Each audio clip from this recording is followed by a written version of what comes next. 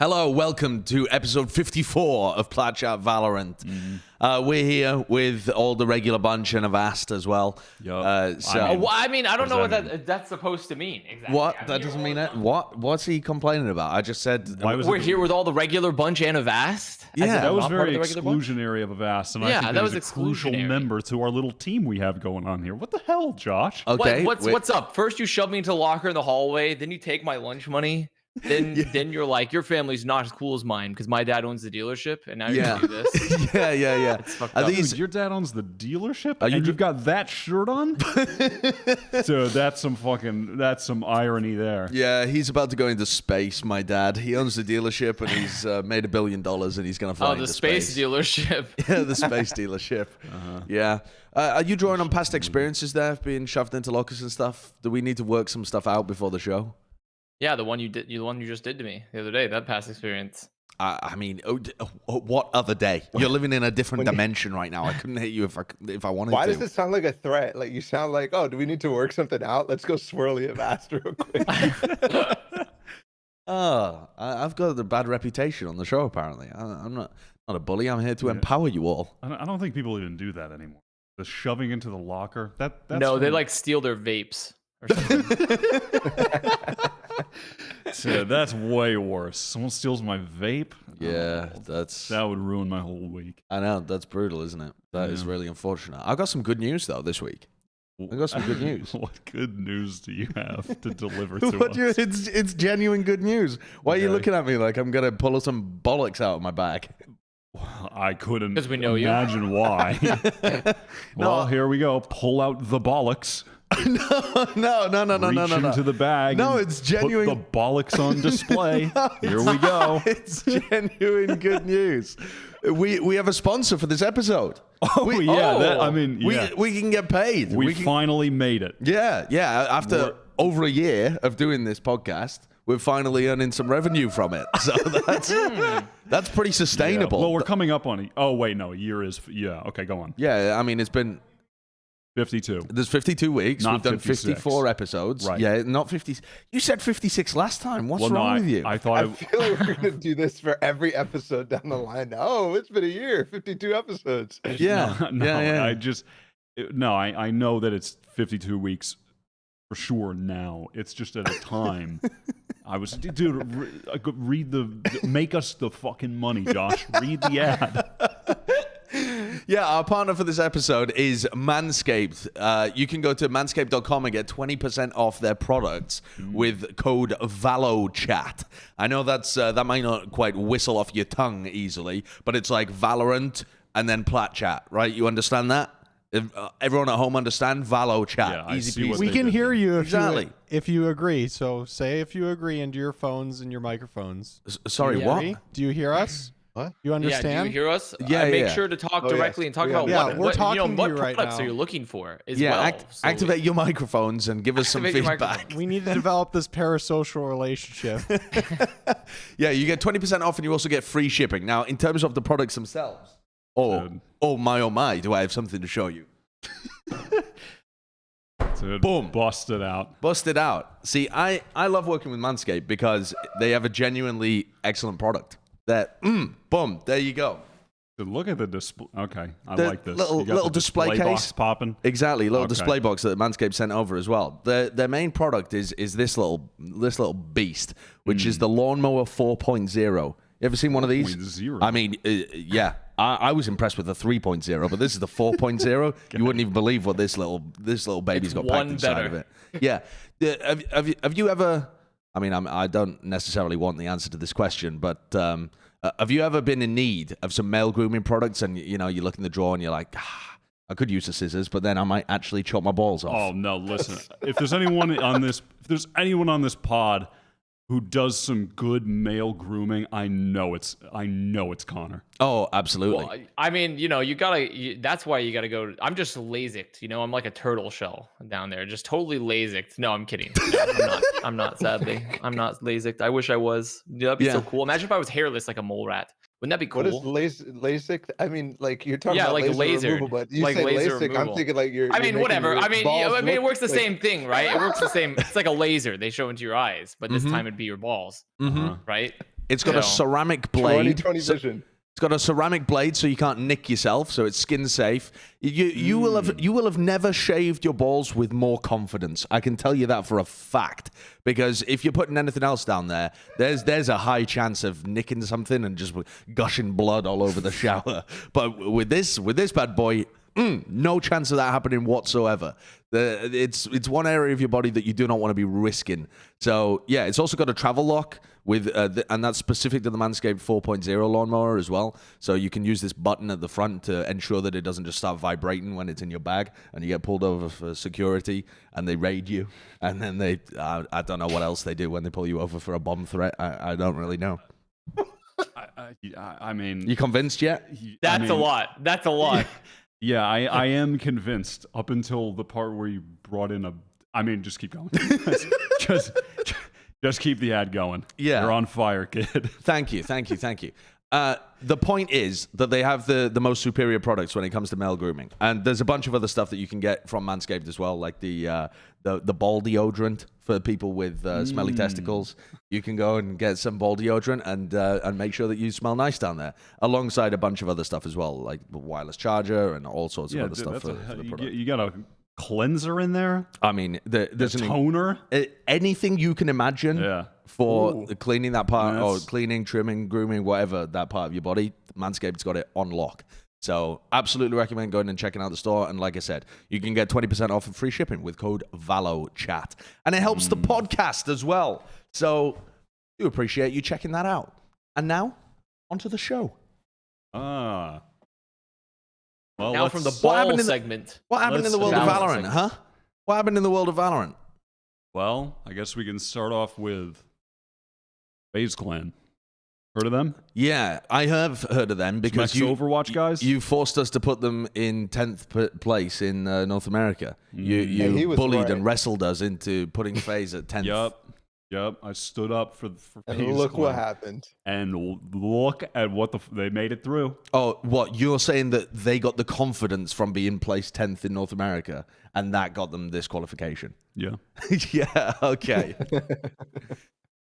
Nah, so I mean, I don't know, where do we want to begin with this? This bracket played out in pretty interesting fashion. Or well, perhaps the most interesting thing being that Ghost did away with Sonics, and then FaZe in the lower bracket, they played a pretty entertaining but scrappy match against Immortals. I mean, there's a clip of Baby Bay doing a 1080 spin with a Marshall and just shooting chemicals on Breeze. Unfortunately, he missed. No, he hit him, but it was a body shot. Oh. He was over 100 health. So he does this crazy 1080 in the air, and then he just body shots him with a Marshall and dies. Yeah. It's like the most phased thing you can imagine. They did wash Immortals on Breeze, but also Immortals, they did the same thing they did when Icebox just came out. They just rushed. They just 5-hit at the beginning of every round, and FaZe on defense just easily dealt with the 5-hit fast rushes. Look at this. Oh, he does.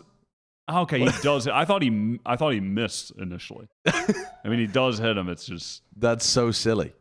yeah. That is so silly. What did you guys think about FaZe then? So they don't have the hardest bracket in the world, but they did manage to qualify. What did you think about their form, how they looked? They were impressive, to be honest. Like we were worried about Baby Bay and whatnot because of the last open qualifier that they played through, and like he wasn't necessarily like, oh my god, he's back, but the entire team definitely felt like a level up. Maybe it's just like them continuing with Baby J since the last time and just getting better. But I was happy with them, and the biggest thing I was happy with was Zachary. And also the fact that they were playing the God comp for FaZe, which is the Breach and No Sentinel on Bind that they did. I think it's basically the new turn comp that they're playing now. Yeah. Bringing that back makes me so happy because that's what made them that team in Masters 1. Yeah. I agree. I think overall it felt like a return to some of their roots with how they were playing. And they brought out their utility placement was so much better with Baby J, especially on the Breach and also on Breeze. I mean, it was just a return to FaZe Smeeg points. It felt where like they completely dismantled, especially Baby Bay, who had like a really good game on Breeze. just kind of dismantled Immortals across all fronts. So overall, I think we can be a lot more confident now, it seems, because Ghost and Sonics are both looking relatively solid. So they don't seem like, considering they didn't really drop any maps to anybody, and they kind of destroyed Immortals as well on Breeze. I'm feeling a bit more confident. I shouldn't say a lot more, but a bit more confident about FaZe moving forward against like other tier 1 competition. Do you think there was some level of like a mental block with FaZe, or is it just that? Because I mean, the style that they were playing, they had to be popping off on an individual level. And okay, they did adjust their style and their comp, and obviously they've had a roster change as well. But it does feel like there's got to be a portion that's like a bit of a mentality thing where they just can't get back into that flow state again, where they were just shitting on everybody. I don't. You don't agree? I don't think that's necessarily true. No, I mean, back when they were on that run, that was, I think, on an individual level, they were just so much higher than any. I mean, they were playing at such a higher level than their average or even their good days that it was just the stars aligning at once, right? Like, it was insane individual performance on top of they had Trippy coming in at that point, and then it kind of just all culminated into that amazing run. And then I kind of felt over the past few months and up until now that it's been a bit of experimenting and a bit of rebuilding and trying to find a more consistent level. And I think that they're at a more consistent place now. I mean, I think we just have to stop. It's hard not to because of how well they did in that tournament, but we have to not think of FaZe as like a top 2 consistent team and then be disappointed when they're not a top 2 team. When in reality, I think that if they continue to improve a bit from this point, I think they could absolutely be a consistent like top 10, top 8 team and have the potential. They're one of the teams within that, I think, that will have the potential to beat almost any team on a given day if they turn up, because they do have the confidence and they do have crazy individual talent. I mean, Corey was still just absolutely nasty in this tournament. And honestly, one of the players I was most impressed with in this run was Raucus. I think he's still been steadily improving since like day 1. But I think that they have a more consistent base to work from at this point. And that gives me a bit of hope in regards to them being like more consistent at just making it through these qualifiers and then not being as much of an issue. Well, I think to get to your original question is like how they get consistent and like whether they are a team that, right, I don't know, momentum is something that they want to have to get into that flow state is what you're talking about. I think that's important for Baby Bay because he still wasn't himself. He still wasn't the guy that everybody's like, oh my God, this guy, Smeeg, whatever. He still wasn't that. Only was he getting there in situations where his team was really behind him. Like Zachary was giving him all sorts of support, all this stuff. That's where I really thought that he was shining, because the stuff that, you know, where he's double up drafting, dashing onto people, dashing into people with knives and whatnot, he was just not doing well with that at the point. So I think for him, yes, he's going to have trouble getting into flow state, but I don't think that is a success. Like, I don't think that's a key point for FaZe to be good again. Right. If that makes any sense. Yeah. No, absolutely. I completely agree with that. And I think that's important because, again, when they were on their run, a lot of it was Baby Bay was just in unreal form in that tournament. I mean, his stats, if you go and look back, they are outrageous how many kills he was getting. I mean, he was dropping 30 constantly. I mean, no one can really do what he was doing in that tournament with enough consistency that it's like, oh, why isn't he doing that again 6 months later in every single tournament? They don't need him to do that, though. All they need him to do is be that aggressive entryer, but not overextend himself in some of these situations. Just be in alignment with the team and the actual spacing on the hits. And if they iron all of that out and are consistent in that way, he doesn't need to be the 30 bomb every map guy. Like, Corey has a really high consistent level. Baby J has a pretty high consistent level. I think Raucus and Zachary are contributing a lot. Like, they're all contributing. He doesn't need to be that guy. He just needs to make sure that they're hitting all the right timings and he's not going in too deep and feeding into the other team when they're doing some of these site execs. And then he's still going to have rounds like this where he's just going to give you the odd rounds where he just has a Baby Bay moment and gets every kill. Sure. Who do they play against coming up? In main event? Main event, Rise. That is a really interesting game. That's Baby Bay against Shanks on Jett as well. I mean, you could not get more similar styles, honestly, when it comes to some of the stuff that they go for. That's going to be a bonkers game. It really is. What are you... We're going to do some preds of the bracket later on, but does it give you confidence enough to, like, say that they should easily deal with Rise, their qualification? Easily? No, but... I think they have a good chance of winning this game for sure. Yeah, are they? Even though Rise are a good favorites? Opponent. Tough to say. I think it's a very. No matter which way you spin it, considering didn't Rise just had like really good matches versus Gen.G and Exit. So and they've been looking like very solid like before that, like beating C9 and beating BBG and stuff. So considering that Faze did not really blow out like Ghost and like sure they blew out Immortals on like one map. I don't think you can really confidently call it necessarily, especially like you talked about, we're going to have like two bonkers Jets going at it here and like somewhat similar styles between the two and how they play. Okay. I mean, it's going to be a pretty good game. Let's move on to our next team, which is TSM. They're back. TSM are back. I mean, it's happening. It's been a long time since we've seen TSM play against a good team on stream. A lot of their games have been off stream. Like I think their loss to Noble was off stream as well. Yeah. And their previous, I mean, it's been a long time since they've played against anybody even half good. This version of TSM does actually look pretty damn competent. When I was watching TSM play, I liked a lot of the stuff that they were showing. They had some creative looks in their games. Sabrosa's Sky looked really good compared to, it looked like he had some potential on it before. Now it looks really good. They got bang in position on Astra, on entry. I feel pretty good about this team from what I saw in their game against Andbox and Dark Zero. Well, what's the thoughts elsewhere? I know that the TSM fans will be through the roof, but what's the level-headed analysis here? I mean, the additions of Bang and Leviathan have definitely brought the team up a level. I think both of those players were crucial for their success. I think Bang should get a lot of credit for the fact that they have him playing a different agent on every single map with different roles. Yeah. And he was playing well on... Because that seems like a recipe for disaster. Right, definitely. And yet they're making it work. Yeah, and he had a lot of great individual moments. Leviathan is just an excellent Sova. I mean, it was just a great pickup. He is just an actual force on the team. But those two guys aside, I was happy to see where TSM are at. I mean, I still think they have some of the same, if you want to talk about issues, the same ones that they did before. But overall, they have leveled up in a pretty significant way. I think also, God, Hazed is he's really good.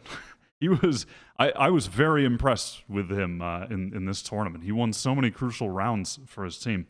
I mean, clutches being one thing, but just crucial 2Ks, 3Ks on defense time and time again. He was playing really well. And one of the only, I think, aspects that worries me still a little bit is despite Wardell obviously being an excellent AWPer, there is some level of reliance on it. And there are enough moments, I feel, that it's an issue where they have to, for instance, like they're on the retake and he just has an AWP and he's just posted up on an angle indefinitely and it's not actually creating any space or bringing any value on the retake, and you just watch the rest of his teammates kind of walk in and fall apart. And, I'd much rather see him doing a dash in with the knives or something, but he's playing kind of safe in that regard. And I find that there's enough moments like that where I wish he would play more aggressive, because when he is actually rifling, he is really good at rifling. Like his Sage on Ascent, I was enjoying. Yeah. And he was doing a lot more rifling when he was on Sage, and he was good at rifling. I think that it would really behoove him to just do that more on Jett as well. Because I think when they were playing against, sorry, I'm going on a fucking tangent here, But I think when they were playing against Andbox, they got away with a lot of his attack opping. And much in the same way that Andbox lost to Gen.G, in a lot of these situations, that was a team that just couldn't help themselves. They just had to peek something. Yeah. And he would just be posted up on an angle and find a kill. And Gen.G were doing the same thing. And I think in that respect, he kind of got away with it. Against other teams, they're not going to be baited into these angles so easily where they're just desperate to peek for a little bit of info or to see what's going on, and he gets an opening. So I do think that he it was a difference. It's not like he was just randomly posting on like one angle and not taking extra space. I think the big difference is that he had somebody who was helping him clear more and actually take map control with the op on attack side. Like I'm thinking of the Haven game against Andbox, where he was consistently, trying to hold the regular jump peak on default, but he was also getting somebody to walk out with him all the way up so he could clear logs where they were also jump peaking. Same thing on split, walking out of B. He was walking all the way out to peek into heaven. Prior to this, I don't think TSM was really doing that because they didn't have somebody going hand in hand with him where he's clearing an angle and then they're taking over that angle so he can clear another angle. That's the key difference that I think Wardell was finding success with this time around. He also does, when he gets on a heater, he starts doing that shit on his own too. Like when, what I was noticing from the game was that the more confidence he gets, the more he can sense that the enemy team is scared of him, the more he takes space just for free.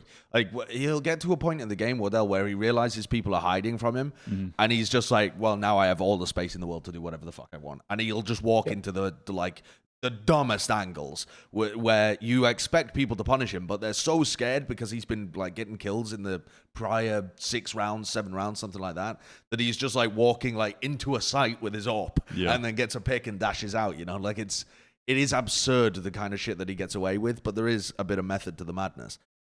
But I was looking at some stats about Wardell's AWPing, and he has an AWP. This guy has been, I don't know. I have actually been in the fucking books. The actual mines, data mining, VLR, getting every fucking stat. I mean, it's just... But it is ludicrous. Yeah. Wardell ops more than anybody else in the world. For people that have large sample sizes, Wardell is by far and away the most prolific AWPer. He has an AWP in 50% of their rounds. That's not 50% of their gun rounds. That's 50% of all rounds for TSM since April. He has an AWP in his hands. That's like... How? It's because when they're ecoing, he still buys one. Yeah. Is he taking out loans? How the fuck does he have that kind of money? They haven't even been winning that many games. And he has 50%. I mean, the next highest is 33. They have been it's crazy. That is ridiculous. That's they crazy. have been more than any other team having somebody save for him so they can get it out on round 3 recently. Yeah, in the last 2 games that we watched, that has been the case where he's getting it out on round 3, especially if they win pistol. I mean, obviously, if they win pistol, can't do it otherwise. But they have somebody specifically saving for him to get the op, which is nice. Also, take into account the fact that we just got the nerf too. I mean, the price change, right? So that helps a lot. But I mean, these stats are since April, so that also includes the former patch, I think, doesn't it? I can't exactly remember when the patch dropped, but I believe it does. Like the last 3 months, I don't think we've had that price point the whole time. Wait, so if it only includes from April, then that means that TSM doesn't really have that many matches in the database, no? They still have a reasonably large amount. I mean, it was a chunky sample size. They haven't been playing in a bunch of tier 2 tournaments. I mean, the sample size is way bigger for someone like Screwface, who I was also looking at the stats for, but it's still a big sample size since April. It's a chunky one. He also has the second highest KPR out of any major AWPer as well, like only behind CNED. So like he is getting value out of it. But when we talk about TSM relying on Wardell's AWPing, it's like the most of any team ever. They rely on their AWPer. That is their win condition. So it's pretty absurd. Yeah. Which, to be fair, is a good thing now that not a good thing, but rather it's a good thing in that terms of what Balla was talking about, and also with Sabrosa getting some good looks here on the sky, with some ability, and also with Bang, I think doing a relatively solid job in the entry as the Astra at times, is that they're getting more utility out to help Wardell move forward, right? Because TSM's always done some weird strats before. They've always pulled out weird shit in the past. Even when they still had, Cutler and their old coach, Box Tailored, because their current coach is still Jett, right? Yeah. So, But they've always been able to pull out some weird stuff. And I think now going the creative route and also just getting their basic fundamental utility down a bit more to work around Wardell, if that's really wants to be their strat, you can make that work, especially with the op changes, with the price changes and stuff, that we can get it into Wardell's hand more. So it could be a pretty good time for TSM if they continue to like have that trajectory of improvement and keep getting their fundamentals down with setting up Wardell. Yeah. I mean, I sort of feel on Wardell specifically, I feel like right now he is a great player, but he could be like an all-star top player in the game with just a few things. I feel just if on some of those rounds he played more aggressively without the op, I think that would make a huge difference. I think that could be the differential in a couple rounds throughout a lot of the maps that could easily swing them in favor of TSM. I think on some of the rounds, if he just had at sometimes if he could just fucking pump the brakes a little bit, like specifically I think on bind on defense, if he could just know when to pump the brakes a little bit, just little things that could take him from being a great player, I think right now, back to kind of where he was positioned maybe like last year around this time, being like one of the actual like top 3 players. Because he's not really in that convo right now, but he could absolutely be there. But I am happy with where TSM are at overall right now, and I think that the pickups they've made have succeeded.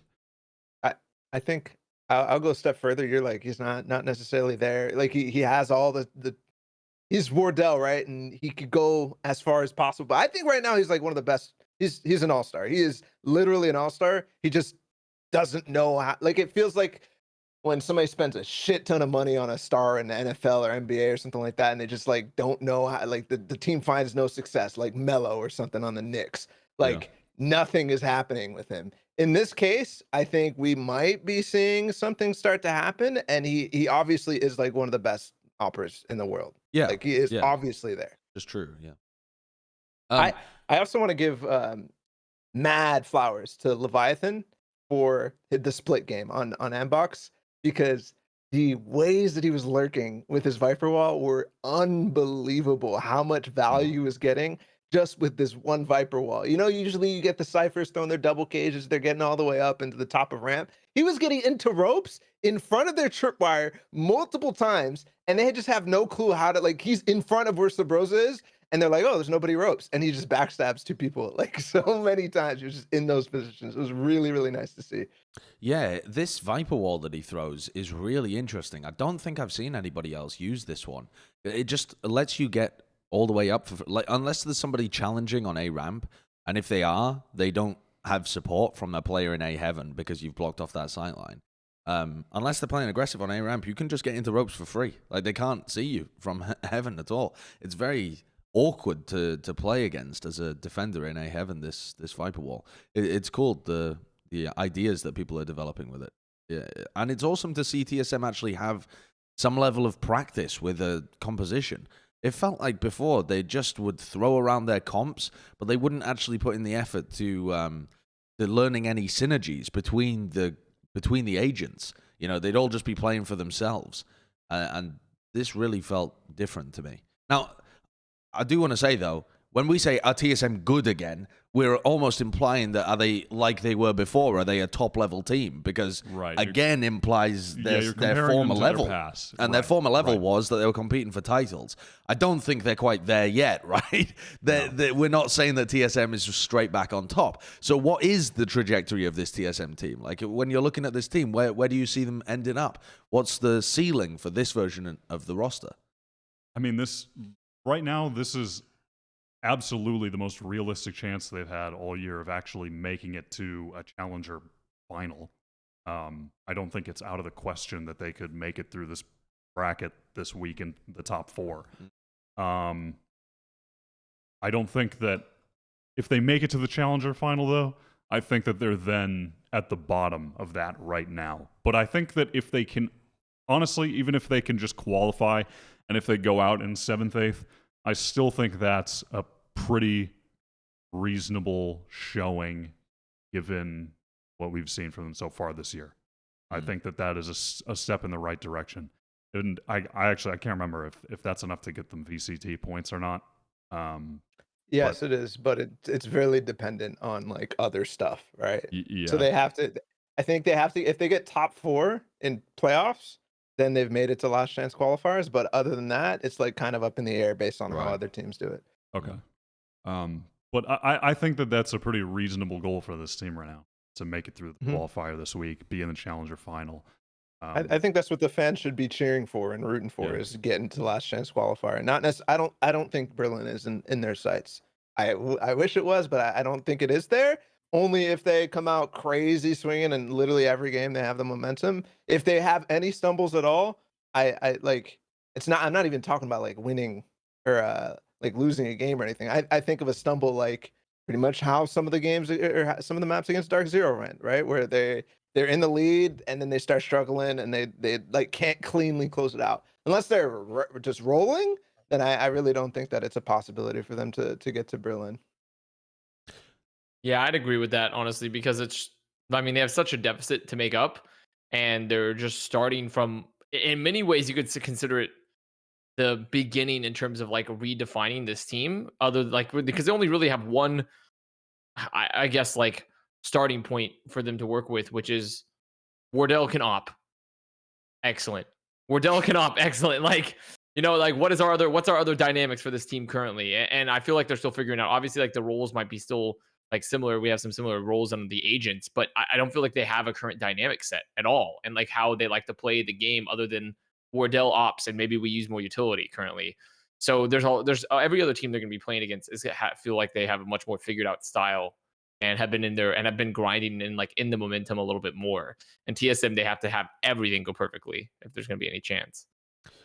Well, another team that were like TSM back in the early days of Valorant that were trying to compete up at the top were T1. Very early on, signing this super team, trying to make a dynasty at the beginning of the game. Didn't work out. But new T1, my T1, our T1, are looking a lot better. They're and fucking doing it. They did fairly easily qualify. Like it seemed like a bit of a breeze for them. They didn't have the hardest bracket in the world, but then neither did a lot of the teams that ended up qualifying. So they dismiss Renegades, BBG. These are teams that have given other teams some level of trouble, but T1 kind of brushed them aside. Yeah, I mean, they didn't have one of the tougher on paper brackets, I suppose, but still 2 good opponents, and they dealt with them in the fashion that a solid team would, I guess. Like they I'm getting distracted because Avast is he's just smirking. It's just something funny smiling. There? He's just frozen. So I think he deceived. I mean, it's just, look at him. The best part is that he just typed, because we were having trouble seeing you guys before. Right before this, Kurt's like, "Oh, is it fixed?" And Avast types, "All good." All good. Yep, dude. Oh, Avast is just the curse. He's just looking at a funny meme right now. But I think T1, fucking Christ, T1, they did what they needed to do against those teams if they're to be respected as a top team, right? They just kind of swatted them away. Yes, absolutely. They did. Oh, hi, it's me. Oh my god. Oh god. I'm sure he's. I thought they brought some cool new stuff out, like Icebox against BBG. Dawn looked very, very, very good. The way that he was using the Viper. I think some of the teams are still kind of stagnant in the way that they use Viper on Icebox, and they're just kind of doing the meta stuff that has been in the past. But T1 has improved, right? It's no longer just the one wall. They're actually using mid. What is it? They had the last round of their attack side. They had like this fucking super cool Viper's Pit in Kitchen that I've never seen before. That literally goes all the way through Kitchen and onto Nest. It was insane. And then adding like all this new stuff on top of Curry playing Duelist is so cool to me, because Curry is the guy who's really been pushing the new idea stuff for T1 in the past, and now he's like able to take advantage of it on top of everything. So that's really nice. Yeah. Curry was playing really well. Automatic was playing really well. Even in, I think actually it was kind of a good sign in a way. I mean, this is going to sound kind of odd, but I don't think Automatic was having his best game against BBG. He was playing okay, and it really didn't even matter. They were just so much better at this point. And I think that Automatic, though, overall, I've been really impressed with how far he's come. He's been playing very well as of late. Looking like a solid duelist on the team. I think Dawn looked way more comfortable even than he did when we saw them last time. Maybe a little bit of nerves or something. But he was still good in the first showing. He was But I think he stepped it up from there. I felt like when I was watching him then, I sensed that he was a bit nervous. But here he looked super comfortable, playing really well. I like the C1 roster. I like the roles. I think Curry is looking like he's gonna be a legit star. I mean, he already is in a way, but I think will continue to flourish as a duelist, and I think is gonna get even better from here. And I like this T1 team. I like where they're at. I like that they have a direction. I like what I'm seeing. This is the most confidence that I think you could possibly have in T1 right now than really ever. Yeah, definitely. I mean, it is. It's their best look. It's their best ever look. They've never had a really competent team before. Yeah, I mean, and also, and big credit to the guys behind the scenes. Yeah, Curry's interview was pretty illuminating. I think it was maybe after the game that they had to qualify, where he was shouting out David Denis and fuck, I've forgotten the name of the guy. Same, but the other guy, the guy that Fod was mad about. Wawa. The guy who was the PUBG dude. Yeah, the PUBG cheater that moved over and became the assistant coach. Stunner, is that? That rings a bell actually. Yeah, I think Curry was shouting both of those guys out as being like big helps in terms of getting him back up to speed and being on IGL and helping set a direction for the team, that kind of stuff. So it seems like they have a functioning system for the first time as well over at T1. Yep. So it's all positive for this squad. As for like everybody's how quickly, doing things. Sorry, no. Go on. It feels like everybody's playing the role that they want to play. Like nobody's forcing Scott to do anything. Like he's playing the supportive agents, like David and he talked about when they were like, let's get everybody in the roles that they want to be. There's some nice stuff that's coming out of it because they're experienced with that and they're actually setting like Sky on Sky now looks fantastic. Looks absolutely fantastic. Some of the stuff. Pull up Kurt. It's round 10 on Ascent. It's just the fucking coolest flash from Scott from so far. Like it's a sky bird flash and it's flying for like multiple seconds and getting into this weird. He's basically flashing from like market all the way into B main. It's like one of the most impressive things I think I've seen for like team selfless sky flashing play on a retake. Yeah, I mean before it was frustrating that Skadoodle wasn't playing duelist because they weren't getting enough firepower out of their duelists, and it's like, why do you just have them sitting here? But I don't care about that anymore. I mean, I don't think that's a factor. Curry on the entry is nasty, and I think Automatic is still just improving and looking better and better. And now I'm okay with Skadoodle playing support, and if that's what he wants to do, perfect. Yeah, it's just a good situation for the team. You are back, Mr. Avast. Yeah, my internet just randomly died. Don't know what's going on with that. It was just the curse of TSM coming in again. That's what it was. We started talking positively about TSM, and then they had to take me out. It left you with a delightful little smirk on your face, which I appreciate. Yeah, your camera just froze and you were just smirking. Yeah, just looking that's my at natural some funny TikToks. Definitely my natural sort of like face is a smirk. Some people have resting bitch face. You have resting smirk face. Resting smug face. Resting smug face. Yeah, it's my default look. We were just talking about T1, just how much we love T1 right now, just gushing over them. You got any positives to add here or negatives? For T1, honestly, I've been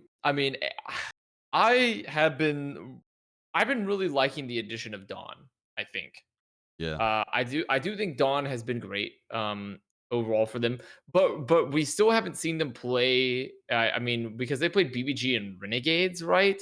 And like, so and Renegades have been doing both those teams have been doing fine, but I wouldn't consider them necessarily like super top tier competition currently. So I'm still a little unsure of where they stand within the rest of North America currently, even though they've been looking very solid. But I do think Dawn on the Sentinel has been a great addition for them, and allowing like allowing their like roles to swap up a bit, and feel like Automatic and Curry are feeling relatively confident now on their particular roles. So I think it's good. I think it's good. I'm cautiously optimistic, but we need to see them play against someone that is not Renegades or BBG. I think that's a very, very fair negative to have about this T1 team, is that they just haven't been tested that much yet. The best team they've beaten since April is FaZe, and then they've played Envy, where they lost a 1-2 game that was pretty close. And then, I mean, then you have to go back to like their former qualifier where they took the map off Sentinels and they actually looked decent. But that was a different roster and different setup. So they really haven't played against any tough opposition. That's a fair and reasonable and logic and all that. But dude, I'm on the fucking T1 bandwagon. That's where I'm at. I'm here for the T1 success story. Yeah, I mean, I'd like to see it happen. It would be fun. I do have a question about like whether like how do they slot Spider back into this team, because I don't think they do. If they slot Spider back in the team, listen, I was about to broach that topic as well, but I don't think they do. And honestly, I agree. It's just Spider is a good player with some good mechanical skill. I mean, really just good aim, but it just never fit in this team. I mean, and maybe there's an argument to be made that, well, it was in Day's system, and so he didn't fit in because of that. But I don't know, man. How long did they play? And it never seemed like he had a spot in the team. He was just on the team doing his own thing, whether that be... He was just playing his own mini games. I mean, we joked about the Spider mini game for months. Well, everybody was. Yeah. Everybody was back then. Yeah, but to some extent, but it was like him in particular. Formulaic. It looked like he was just. It was flowchart Valorant. Yeah, it was very odd. And I think he could absolutely have a place on another team, and there might absolutely be another team that fits him better too. That's why I'm not trying to say it's on him or on the team. It's just the reality was he looked like he was just off doing his own thing all the time. And I mean, it was probably mostly the team, because when you consider that what a shitfest they were, what a shitfest the team was, it seems like it was a failure to integrate him more so than an indictment. Which is why I think it's probably just in his best interest to find another team if he wants to continue playing, whether that be in NA or Korea. Because he could definitely find another top team. Yeah, absolutely. I don't think this is. There's no reason to separate this team right now or bring him back. Yep. So yeah, that's kind of where I'm sitting with the Spider right now. Was that your thoughts as well, Balla? Yeah, pretty much. I was thinking along the lines of like, oh well, this is like the first like international player coming over to NA type of thing, because he was playing in Korea before. Yeah. Was he playing for T1 Korea? And I'm kind of sad that it's ending here without a bang, without any sort of like just health issues. And so I was hoping maybe there would be some sort of like integration somehow, but I also don't really see a place for it, and that's why I'm kind of like, oh well, it's definitely a whimper for the first experiment in Valorant. Right? Sure. I want to see more international players playing on NA, EU, anything type of teams. So. I definitely think it'll happen at some point when visas are more easy to acquire and when travel opens up a little more as well. A team that has been profoundly disappointing, though, if we're flipping this on its head from TSM and T1, is Cloud9. I haven't been disappointed in a team like this for a while. Cloud9 will break your heart. They've been doing it since the beginning, but they always will. Specifically, their attack sides are tragic. They're like one of the worst teams to watch right now for their attack sides. They've won, in their last 2 matches against good opposition, against LG and then against Rise, I think they won a total of like 7 attacking rounds or something across 4 maps. That's like, it's appalling. Their attack sides are doomed. And it's comical to watch. They just, they're going to be bad, and then they run in and they're bad again and again and again and again and again. And it's unbelievable. I mean, and you say against good competition, and that's not to disrespect Rise or LG, but we're talking about Cloud9 coming in third, almost beating V1. Nearly going to Reykjavik. Yeah, they were almost at Iceland. And in that qualifier, playing really well. Yeah. I think they were one of the teams that had a great grasp on Astra early, which propelled them towards the top. But they were also just so excellent with all the micro utility setups when Zeta was on Breach, comboing with the Astra, comboing with the Raze. It felt like every piece of utility had a purpose. And now, yeah, they just feel flat. The thing is, the annoying part is... It's aggression, but it's just flat and repeated. They still look good on the defense side. That's the problem to me. That's what makes it so frustrating, is you can see this team and where they could be on their defense. And then when it goes to the attack side, they just throw games away. And that's impossible to watch. How can you be a fan of a team that does that? Because you're just left with this impression that it doesn't matter how many rounds they win on defense. They can go 10-2 on defense and look like the best team in the world. And then you just know they're going to whiff it. That's not a team that you can root for. You know? It was brutal to witness.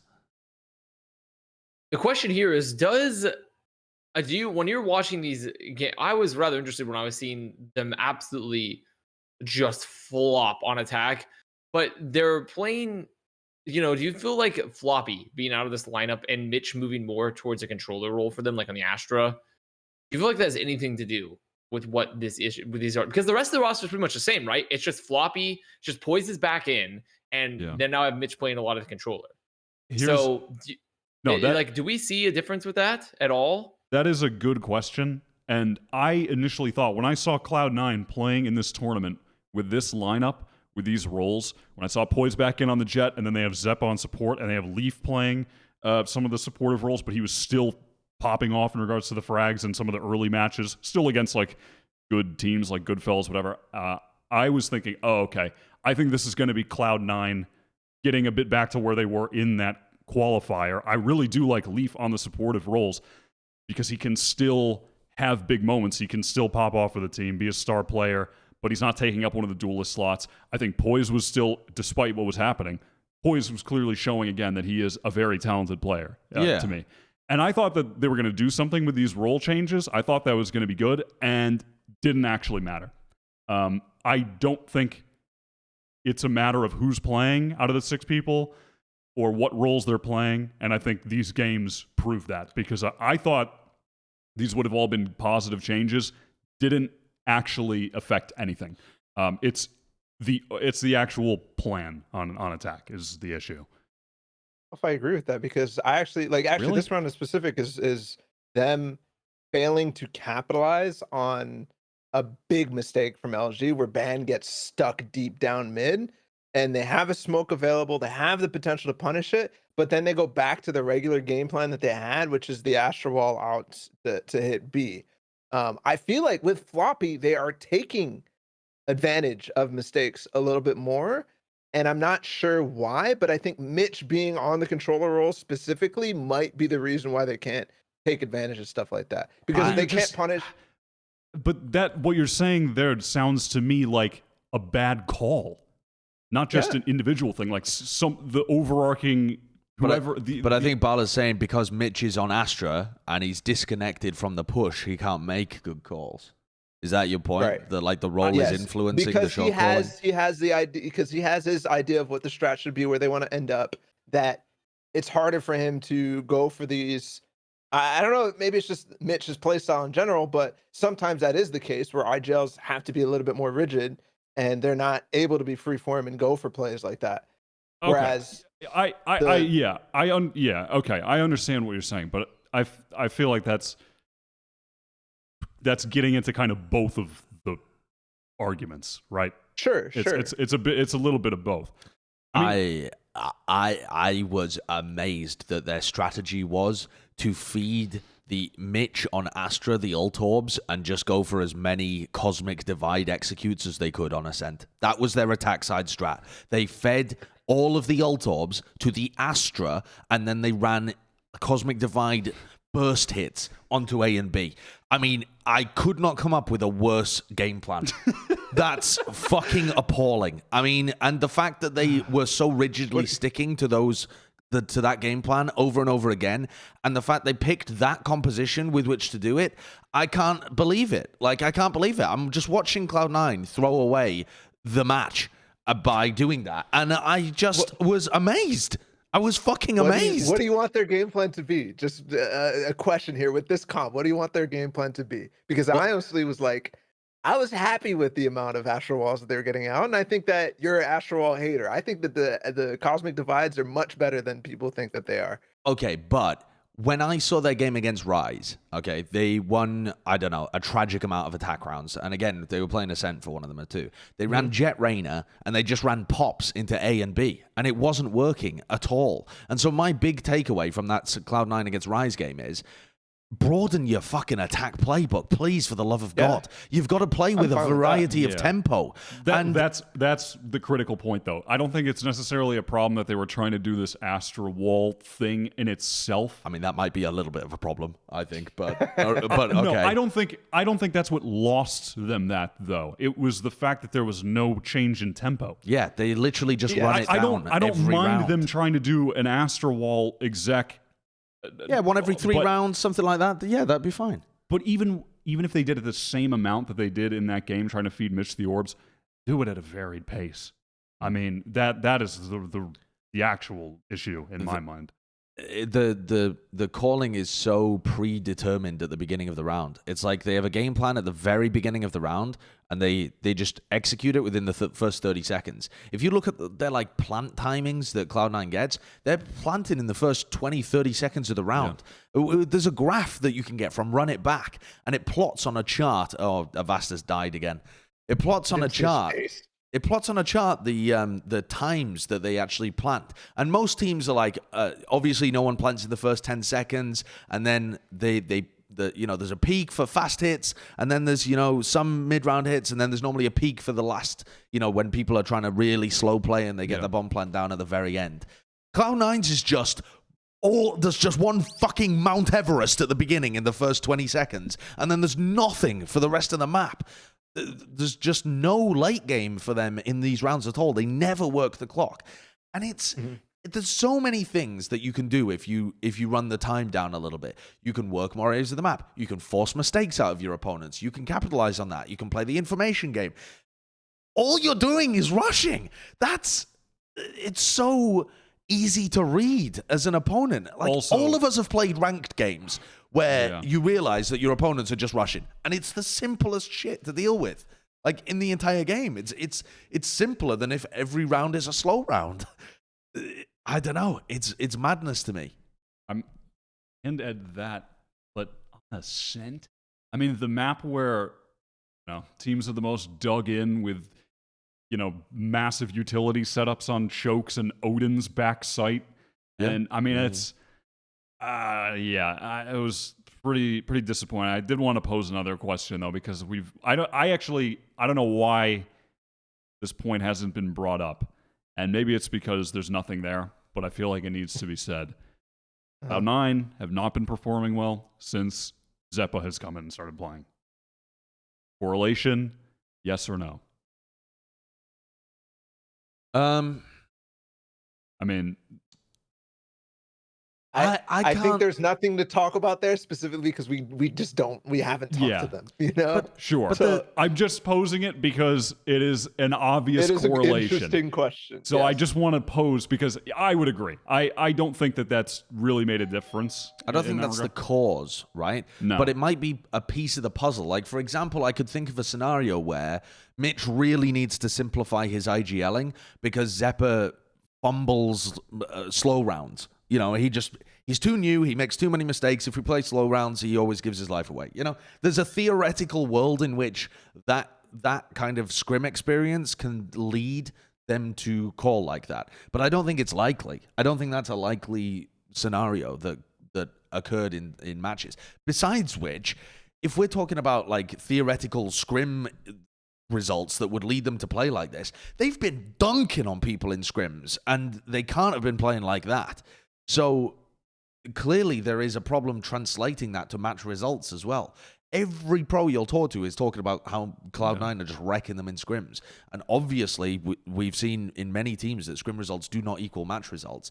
But that implies some inability to be able to transfer them. There's some like problem happening there. And I don't necessarily think that it's Xeppaa, but I think when I'm looking at this, I'm looking at Mitch. He's the last player that's left of that old Cloud9 roster. He wasn't ever a natural IGL player. He's in that position. It has been okay up until now, but I mean, what the fuck is going on in the last month?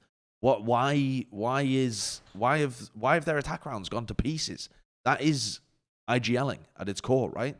That's what you get the value from a good IGL. A very similar thing that happened before they made their run in Challengers playoffs. Like the way that they eked in, they were having attack side issues where they just were stagnant, and it was a slow pace in that time, but it was them just like sitting around A main, getting shut down. Somebody pushes them, okay, the round's over because now they don't know what to do. That was literally what was happening in their game against Immortals, I think, in Challengers 2. But they squeaked in, and that is a great point. Yeah, they were very slow, ponderous, and not really achieving anything, and now it's just the exact opposite. So to me, questions have to be asked if this. I mean, it's not even really if this continues. I'd love to give the team all the time in the world, but the format, the actual circuit that we have, does not give them all the time in the world. What's even their options for the rest of this year? Do they have enough points to be able to make it to last chance? They do. Yeah. So are they guaranteed last chance qualifiers? They're not guaranteed. It's based off of a number of factors, but they're pretty much guaranteed because basically like all the teams that have no points that are playing in this have to make it deep, like like way into Challengers playoffs, and just a couple of them have to fail for them to be able to move forward. So they should be in last chance qualifiers. I mean, okay, so they do still have some time available here, but if this doesn't improve, I mean, you need to see a swap up of some point, I think, because this is such a clear issue. For me at least, they have to keep Poise in the roster. I don't know if you guys agree. Yes, please. But oh my God, for the love of God, man! Please. I mean, what other options do they have? Also, at this point, I mean, I know things were rough in these last two qualifiers, obviously, but if you go back as well to the previous shit, as soon as Poise started playing, they leveled up immediately. I mean, that was one of the factors on their run. Poise came in, he was playing Jett, he is popping off. Yes, does he have some bad moments where he's I think his inexperience maybe shows a little bit? Sure. But come the fuck on, man. He clearly has outrageous talent. Yeah. They gotta play him. They can't keep him on the bench. But I mean, they don't even have anyone else to replace him with at this point, right? Well, Floppy. Yeah, but Floppy isn't even on the team, is he? I mean, no one knows what's happening. Yeah, but it doesn't look like he's on the team. Somebody from fucking their colossal failure, like Alex will come over to Valorant or something like that. Yeah, bench Poise again. Yeah. I mean, hey, listen, they could use an IGL. Yeah. True. I mean, maybe not for Poise, but I don't know. Yeah. Okay, well, that's, extraordinarily disappointing stuff, but nevertheless, there you go. It gets LG into the qualifier. I've said nothing about LG, by the way. I don't know if there's anything we really... I'm not dying to say much. I mean, they just... This was one of those games. I'm going to go for another John Madden here. Okay. This is one of the games where Cloud9 lost the game. LG didn't win it. That is one of those games where Cloud9 lost the game. I mean, you're right. I don't even know what I was so focused on Cloud9, I couldn't even... what were LG doing? Hitting headshots? I mean, they were hitting headshots. They were killing them. This is unfair. LG, look, it's the same exact shit that they were running. Like, they lost Thief. They're like, fuck it, we'll just put Dre onto Reyna. Let's just do the normal stuff. Like, he's just fucking contacting Dre looked great. And he two aces. He looked good. He looked very good. The two aces on Icebox were really nice. Ben, I think I'm still undecided on him. When he was playing Jett, I was like, on Icebox, I was like, but the Sage on Ascent was probably okay. Game plan wise, same as always. I honestly think that they live by the Reyna, die by the Reyna, but it's not the games that I watch, it doesn't feel like they're struggling as hard against the stall comps and stall stuff that like Immortals and LG and when they ran into that sort of thing with the new meta.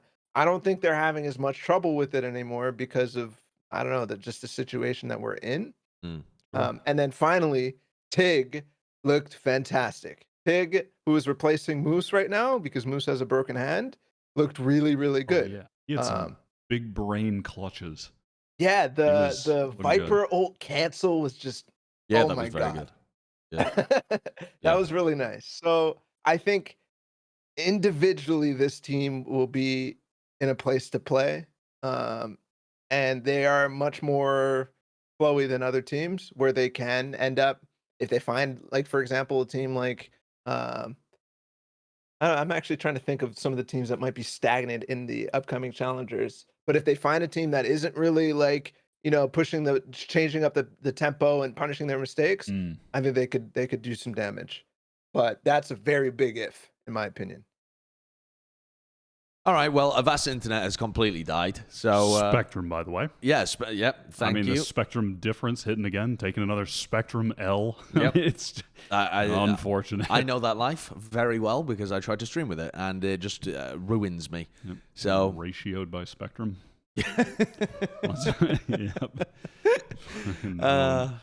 All right, let's move on to our next topic, though.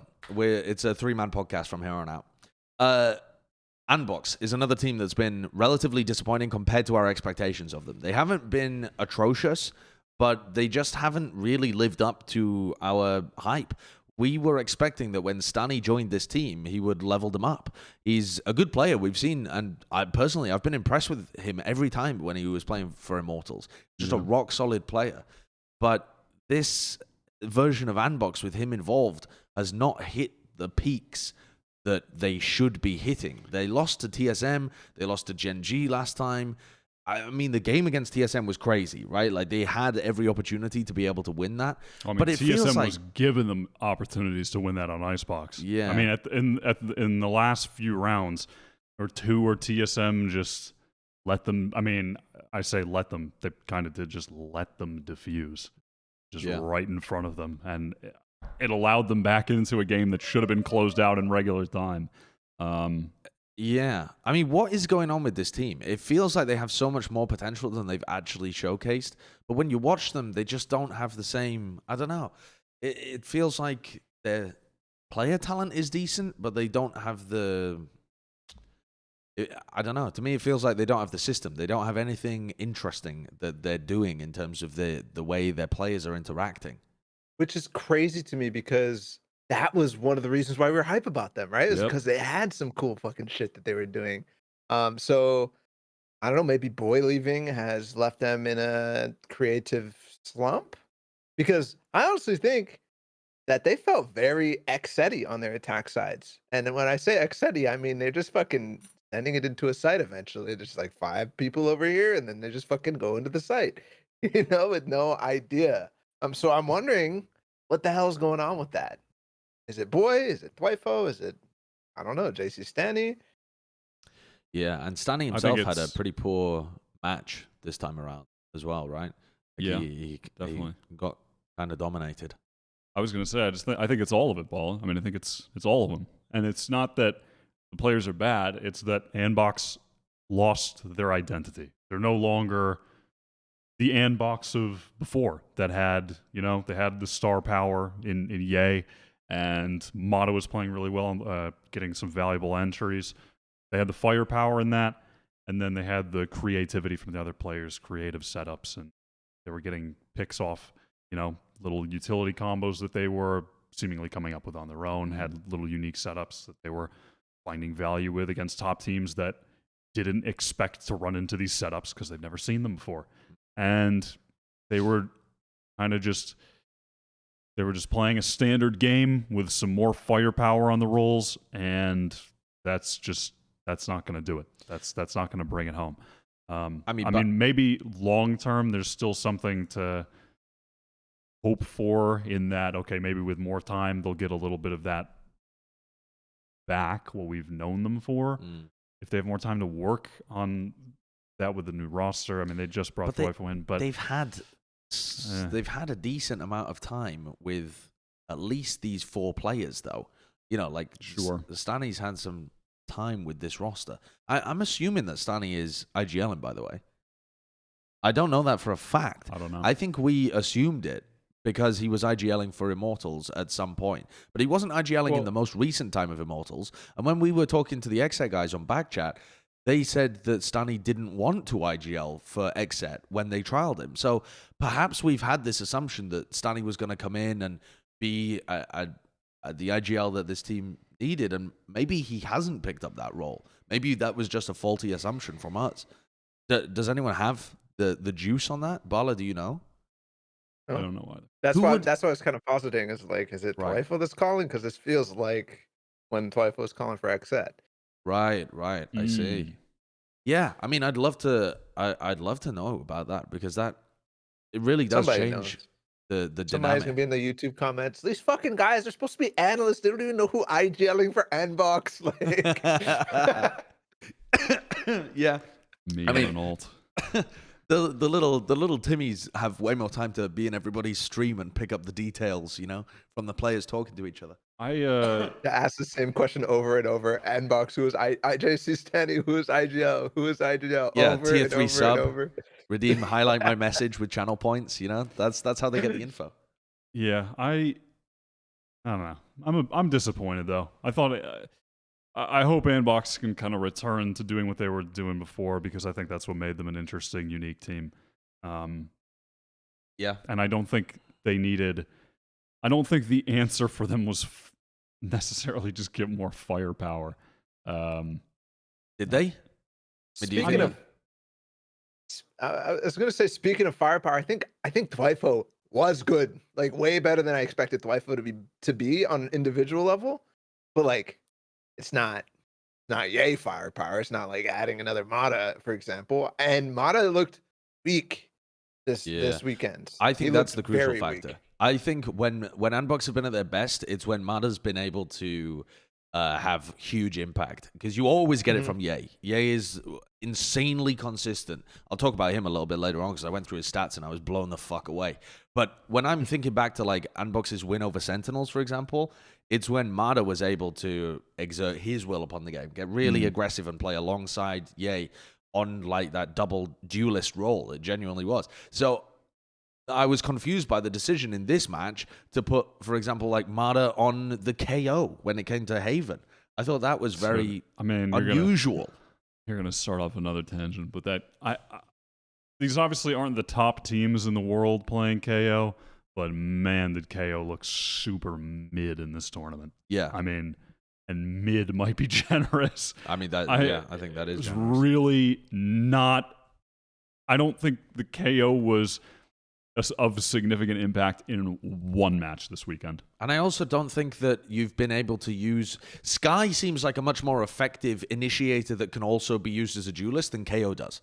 KO doesn't seem to have that ability to be an aggressive component. Like when Mata's playing it, he doesn't have the opportunities to use the flash aggressively and get into someone's face. And it just removes that whole component to it. When people are talking about him being, somewhat comparable to Phoenix in that manner, he's not at all. He doesn't play at the same kind of aggression or he doesn't play up at the front of the pack and uses flashes to gain info aggressively. That isn't how people are playing KO. His kit is too clunky to be able to pull that off effectively.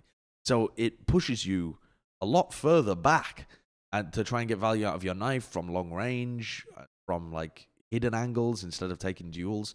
It just doesn't seem effective. I feel like if Mata wants to play an initiator, put him on the Sky or something and have him like actually, flash engaging. Or fuck it, go back to the Phoenix. I agree.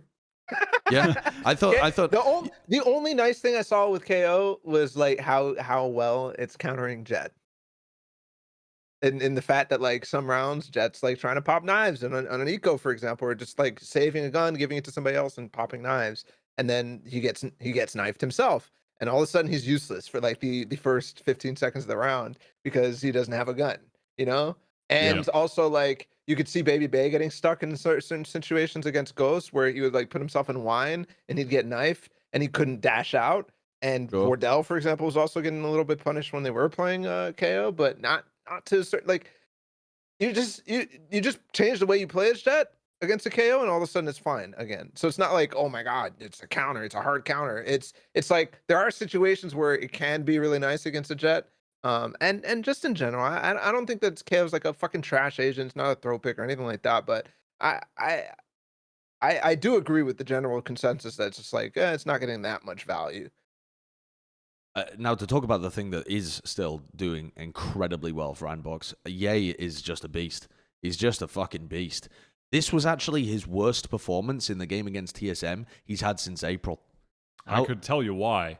It's because there were so many rounds that he was the first kill from Wardell's op. Yeah, and it's just because he was playing against an opper and he loves to wide swing into people. Yeah. It really is a bad matchup for him playing against someone like Waddell, where Waddell has a fucking op in his hands 50% of the time. On this map, the attacking rounds from TSM played out in the same way that Gen.G did when they had a good attacking half against Andbox. Yeah. Gen.G lost that game because they failed on defense, but on attack they went up by a lot, and it was because these rounds where they would just push up, post up on the angles, and Andbox just couldn't help but swing into them, and Gen.G were just ready for it, kill them. Yeah. Same thing happened here.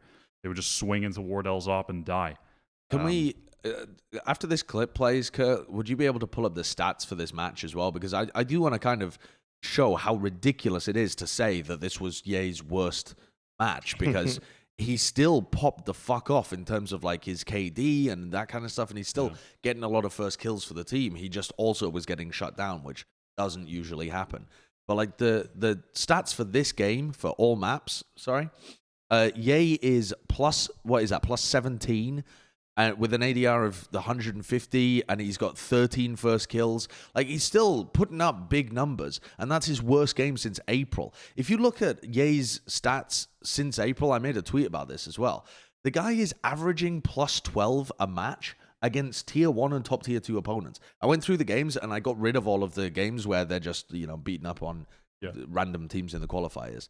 And so I took 11 matches since April where he'd only played against top opposition. And he's still averaging plus 12. He's never had a game where he got more first deaths than first kills. This was the first one since April. These numbers are just bonkers. They're bizarre. Like he's just clowning on people. Yeah, if you scroll down, it's the next one. The thing is, though, the stats are amazing with this guy, and I think it's led a lot of people to believe that he's like the next big deal. He's gonna be fantastic. Andbox should blow up and just restructure around Ye. But he still does make these, I guess, like content play kind of things. He's always wanted to be fighting all the time. And he doesn't seem to have another gear to his game. And that is necessary for you to be the best in the world, Like, Ye's got the talent, but I don't think he's the full package yet. I think he's still on the road to that. But he's a great player. I mean, it is absurd. Yeah, for sure. I don't think I want him to like stop some of the stuff that he's doing. I don't think I saw a single time where I'm like, that was a really fucking awful play from Ye. Oh yeah, he's not like Baby Bay kind of schmeeg or anything. Exactly. He's not like that. I don't want to put that out there. No. So I think I love the way he plays. I don't think that he needs another element. I think that he just needs a backing behind him. More than anything, I think like he needs the asana treatment where they're literally sending somebody walking with him, for example, because that's how you're going to be able to find more value out of things. This guy he's got ice in his veins too. The way that he's the only reason they won split. Those 3Ks that he started pulling out at the end of the map against TSM was just like, oh my god, like that is disgusting. And he's the only reason they were in overtime as well on Icebox, like because of him doing crazy shit and putting himself in positions that other people you'd be like, wow, well it's not good. It's a one and done. But yeah, it's like, actually no, it's a 3 and done for me. Especially when it's an overtime type of round. So that's the really nice part about Ye, and I think if we lose that, I don't think he'll be where he is anymore. Yeah, I think my issue when I watch Andbox is he seems so disconnected from the rest of the team, but I suppose that might just be Andbox not being able to capitalize on the stuff that he does. It feels like a lot of the big moments are just him taking the burden on his shoulders and just going for it, rather than there being a setup built around his aggression. And I don't know whether that's, a failure to communicate what he's doing, or like him deviating from the plan, or whether it's just Andbox are not good enough to be able to, or haven't built their team to work around him. It could be two sides of the same coin. But yeah, when you have a player like that on your team, you shouldn't be putting up these kind of results. Like, he's doing it so much for your team that you should be able to capitalize on that, get better results than losing to TSM and Gen.G and just disappearing. Yeah. Let's talk about NRG for a second as well, because this it's just more disappointment. I mean, did NRG play in this qualifier? Yeah, you could be forgiven for not. When did NRG play their first match? Yeah. When? And I've made the title here that they flump after losing daps. I know. You did add that. Because there is a very strong correlation between them building this fragging team without an IGL and them just having awful performances. It's like a wrong direction is better than no direction, Perhaps, at least if you're all doing the same thing under one guy, even if it's not always the greatest plan, still a plan. You know, so maybe that could be a possibility. But again, I have to frame it as that could be a possibility because they're losing off stream. Yeah, because they're losing to like the tier 3 teams off stream. Yeah. So didn't we used to consider NRG like the gatekeepers of tier 2? Like, they were always there. They were always pretty consistent. And now, oh man, the gates have been fucking flooded open. There's people rushing in left and right. Virtuosos in here, Cosmic Device in here, now Resonate, Easy Fives up in there too. Like, yeah, they let TSM back in. I mean, they let TSM back in. I mean, again, it's just, I think this is just one of those situations where a team decides to just try and stack up as much talent as possible, and they do have talent. But it's just there's no cohesion with this, though. You have Android playing Viper and KO. You have Tex playing so Jett. Unusual. I mean, just massive role overlap there. And then you have Weeded joining to play also Sentinel. I mean, the team doesn't have an actual Sentinel main. Or controller main. Sure. Well, I liked Psalm when he was on controller. When Psalm was on Omen, he was probably at his best. I don't know, man. They're lost. The roster's got to go. It's over. It's a wrap. I mean, this is not the whole thing, but obviously this is not. I mean, this can't work, right? If you have these 5 guys together with the amount of talent, because let's not get it fucking twisted. They have 5 really good players. Yeah. If it's not working, it's the team, and it's got to go. I mean, there has to be a sweeping change. You hold on to a couple key pieces, but you got to restructure, man. I mean, it's I don't see what other possibility there could be for this team at this point. Are they going to grind it out? I mean, come on. Yeah, I don't. I mean, it. Even if the problem was that they needed an IGL, who is even there? I mean, there aren't any good IGLs on the free market. It feels like. So, good luck being able to find somebody and pick them up to slot back in. It does feel like a major restructuring is kind of required. But also, who the fuck knows? Because they all happened off stream. So it's not like you can even effectively diagnose the problem. It's just that there is a very clear lack of results. I mean, that's but it's like they're playing even against some of these teams. I think you were making the point actually when we were talking to the X-Tech guys about this, that they're losing against teams where they should just be able to turn their brains off and frag it out. Exactly. That is the point. They shouldn't even have to think against these teams. They should just be able to step on them. Like, they should be able to just frag. Yeah. Right? I mean, when you have people like Android on the team with Tex. I mean, I've watched the teams that they're playing against play in tier 2, tier 3 cups. They're not tactical genius teams. They're not high fragging power teams. They're pretty good, but come on. When you're looking at this NRG roster, they should just be able to turn their brains off and pop off on these guys. And they can't. I mean, And it's off stream, so I don't even know. But obviously, there's something massively wrong with this. And the most obvious thing, seemingly, is there just can't be any level of structure. Also, tons of role overlap. It's just not a cohesive roster in that way. They've got to make changes. I don't think that's what I want. I think I want to see these guys in the next 6 months play continuously. With this five, I feel like this is a place where you can just figure it out. I don't know if it's gonna look like them losing to tier 2 teams for another 2 months or something like that, but this team is stacked, y'all. This team is stacked, and they haven't really had that much time with all of these pieces in place. They've if you want to pull on the glove for a second, they have immortal syndrome, where they're literally replacing one person after another person after another person after another person. It's been continuous. They've lost their coach. They're just literally changing with this team. I want them to have stability more than anything else. I want them to chill for a second and relax, take things as they come, and let's see where it goes. Because right now they're in last chance qualifiers, but it's not going to last most likely because it depends on everybody else. Like they're just literally they sitting there preying on everybody's downfall. They have 20 points or something like that. Yeah, it's bad. So, yeah, I mean, what else are they going to do? What's the point of rebuilding? Yeah, might as well. Sure, I guess I guess there's no point in rebuilding now. But they might be out of the last chance qualifier this weekend.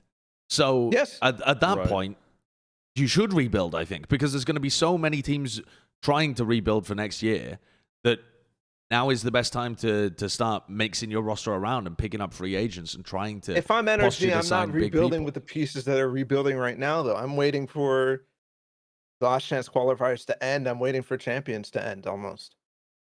Yeah, I mean, they only, even when I don't know, I feel like they don't actually need to make that many changes. It's just they need to change enough that they alleviate these role overlap problems, and I think can get a dedicated IGL.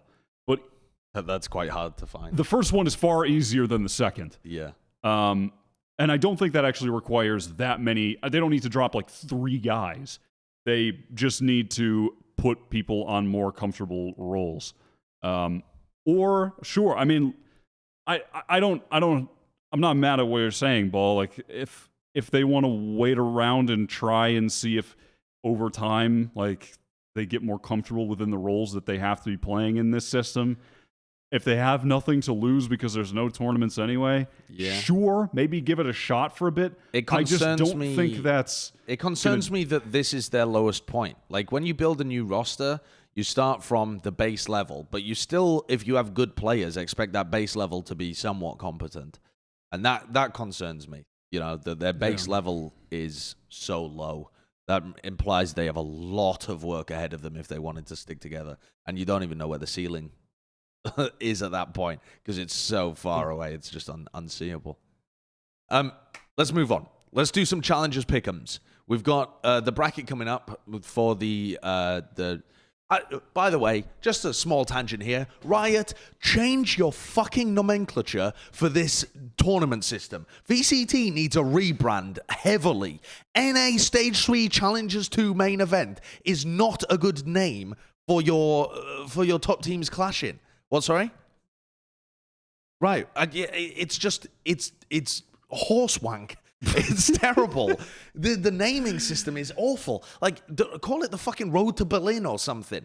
Or the Road to Berlin main event. At least then make it distinguished. If you're trying to say, oh yeah, no, Andbox really popped off in Challengers 2. Oh wait, do you mean Stage 1, Stage 2, Stage 3, Challengers 2? Oh, was that the main event? Was that the qualifier? Fucking hell, man. It's just impossible to try and articulate what you're talking about or what stage of the tournament you're in. Anyway, fuck it. Let's bring up the bracket and do some pick'ems. I'm molding. I'm molding. I'm okay with your mold. It's shite. It's shite. Look at that. Champions Tour North America Stage 3 Challengers 2. What a dog shit title. Please come up with something that's better than that. Anyway, let's do some pick'ems. Are you done? Yeah, I'm done. I'm done. What do we have? Who's winning between Gen.G and TSM? Generation Gamers? I mean, TSM have always beaten them in the past. There does seem like some kind of mental block there. Do you remember the previous? I don't know about. Well, What is the record between the two franchises? Last time, it's 3-2 TSM. 3-2 TSM. Considering how much worse TSM have been recently. wait, is that all time, Balla? That's not all time. That's since First Strike. All time? I mean, if you want to go back to the but All ancient time past, is fucking fucked. TSM always beat Gen.G, and that was the bane of Gen.G's tournament run. But we're talking this year, 2021. It's 3-2. Yeah. in favor of 2021, it's TSM. 1-2. Oh, 1-2. 1-2. I know the one time they beat Gen.G was that game where Wardell was at like 25 kills and it was round 3 or whatever. I know there was that one game where Wardell was just unreal. And that was VCT Stage 1 Challengers 3. There you go. Challengers 3 main event or Challengers 3 qualifier? Challengers 3 qualifier stage. Main event. Oh, main event. Okay, thank you. But still, Dog shit system. definitely upset potential for TSM. Oh, absolutely. I think there really is. I think even though Gen.G are definitely the better team, I do think that something about Wardell's aggression with the op, especially, but also just in general, his star power does seem sometimes to just overwhelm Gen.G's system, and they struggle to be able to deal with it. You still got to predict Gen.G in all likelihood, but I do think that this is like TSM's best matchup against any of the teams that went through the first time around. Sure. I'm going. Yeah, I feel like you have to. Is it really? You think? I'd give him everybody else except V1, right? Oh, well, I mean, Pioneers, I guess. Wait, hold on. Pioneers Did I and just Rise, let you... Wait. What did you just get off? I think that what point did you just make? I think TSM's best matchup of the teams that went through is Gen.G. I forgot about Pioneers, though. But I think it's a better matchup than Rise? Yeah. Pioneers, LG... Well, no. LG didn't make it through the first time. LG. Oh, you're talking about the... It's Oh, V1, you just mean Pioneers, the first Rise. team. Yeah, it's Gen.G. Okay. Oh, So, no, Pioneers would have been better. Pioneers would have been better. But I think it's a better matchup than version 1 or Rise. I think even though Gen.G's a better team, I see what you're getting at. I think the matchup works, stylistically better. That could definitely be true. I mean, I think TSM have a lot of upset potential here, but Gen.G are the on-paper favorite. All right. I think TSM will... I think... Yeah, they're going to win this match. You think TSM are going to win? Yeah, I don't know. You guys are really, really hype about Gen.G, but TSM... I think they fix very few things. They have to fix very few things. Fix some of Leviathan's timings when he's playing Sova. Fix some of those, like where he's actually with the team. And what they did this weekend will be enough, in my mind. Okay. So you split. I mean, I said Gen.G was the on-paper favorite. That doesn't mean I'm not going to go with TSM. You're both going for TSM? I mean, I don't think the odds are that... Even if I were to give the odds, what is it like? I don't know, 63, 37, something like that. What a specific number. Yeah, sure. I'll go for that. 37% TSM. Yeah, I think something like that. I mean, I'm not mad at going TSM here at all, but... I mean, for what it's worth, I would still pred Gen.G. So we are 1-1, me and Balla, so I guess you have the deciding vote. What are you going with? Going with the on-paper favorites or the underdog? Going with the on-paper favorites is so boring. You're going to fuck our bracket up, aren't you? Yeah, fuck it. I'll go TSM. You're going to fuck our bracket up. Okay, we're predding TSM. So boring. Absolute simpage happening here. No, I do. I think that TSM have a great chance of winning this game. This is the thumbnail. We predicted TSM. Version 1 T1. T1. I'm going for version 1. I'm going T1. Oh, you're a fucking maniac. This is real version 1. This is Zelsis back with version 1. Real version 1. Yeah, real version 1. See ya.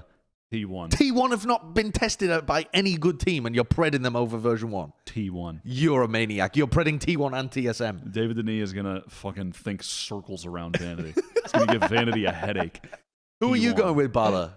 Version 1. Okay, version 1. Lock it in, Kurt. Here we, yeah. Lock it in. Yes. Boring. What do you mean boring? You're fucking come on, man. It would be so boring if V1 did if they flunked here. I would be so bored. I'd be like, NA, what the fuck is going on, man? I just don't understand anything that happens ever in this region if V1 could not beat T1. You don't think there's a chance? I think T1 have got some. I think there's a some chance. Sure, I think it's going to be a good game, but come on, man. I don't know. I just didn't like. I know V1 had a sub, but they always have a sub, and I wasn't. They were looking pretty good when we saw them last time. Yeah, and T1. Listen, that's fine. We can go with version 1. I get it. They're the on-paper favorite. Boring answer. That's fine. Pioneers Luminosity. This one is a weird one to get in a main event. Pioneers is playing with jammies instead of JMO. That's something that we should really take into account. Yes, because JMO's sick. That's not good. Yeah. Well, I hope JMO gets better. Well, that makes me go with LG. I don't even know who to pray in this game. I really don't. I think I wasn't impressed with either of these teams in terms of making it deep through this bracket. I think they're probably just going to bomb out after this game, either side of it. So I don't know. I think I agree with that. Probably. I think you have to go with LG. I go with LG. I think JMO's probably too crucial a piece for Pioneers. Okay, sure. And it's also sort of an odd placement. Yeah, bringing in Jammies to replace your star Jett. I mean, that's kind of... Well, Jammies was playing Duelist before he joined version 1. Sure. But I feel like those are two way different players. Yeah. Even in respect to how they play Jett. Yeah. Oh, absolutely. Jammies is quite a passive dynamic. Jet.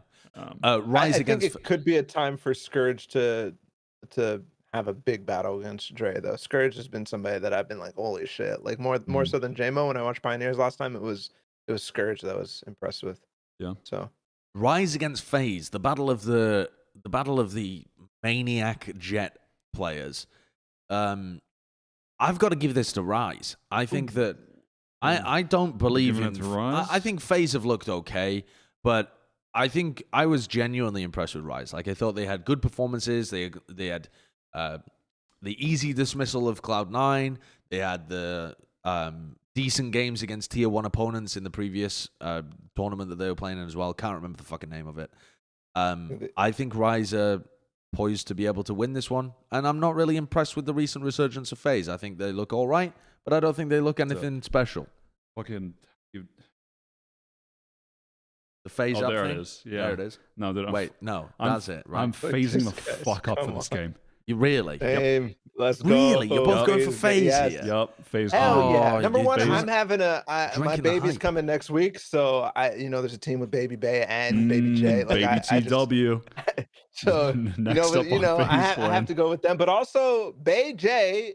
It's the combination of Baby J and Baby J is fucking sick when they play together. They've got them possibilities of flash and dashing. It just turns me on. It's just some good stuff. Okay. Baby J's coming back.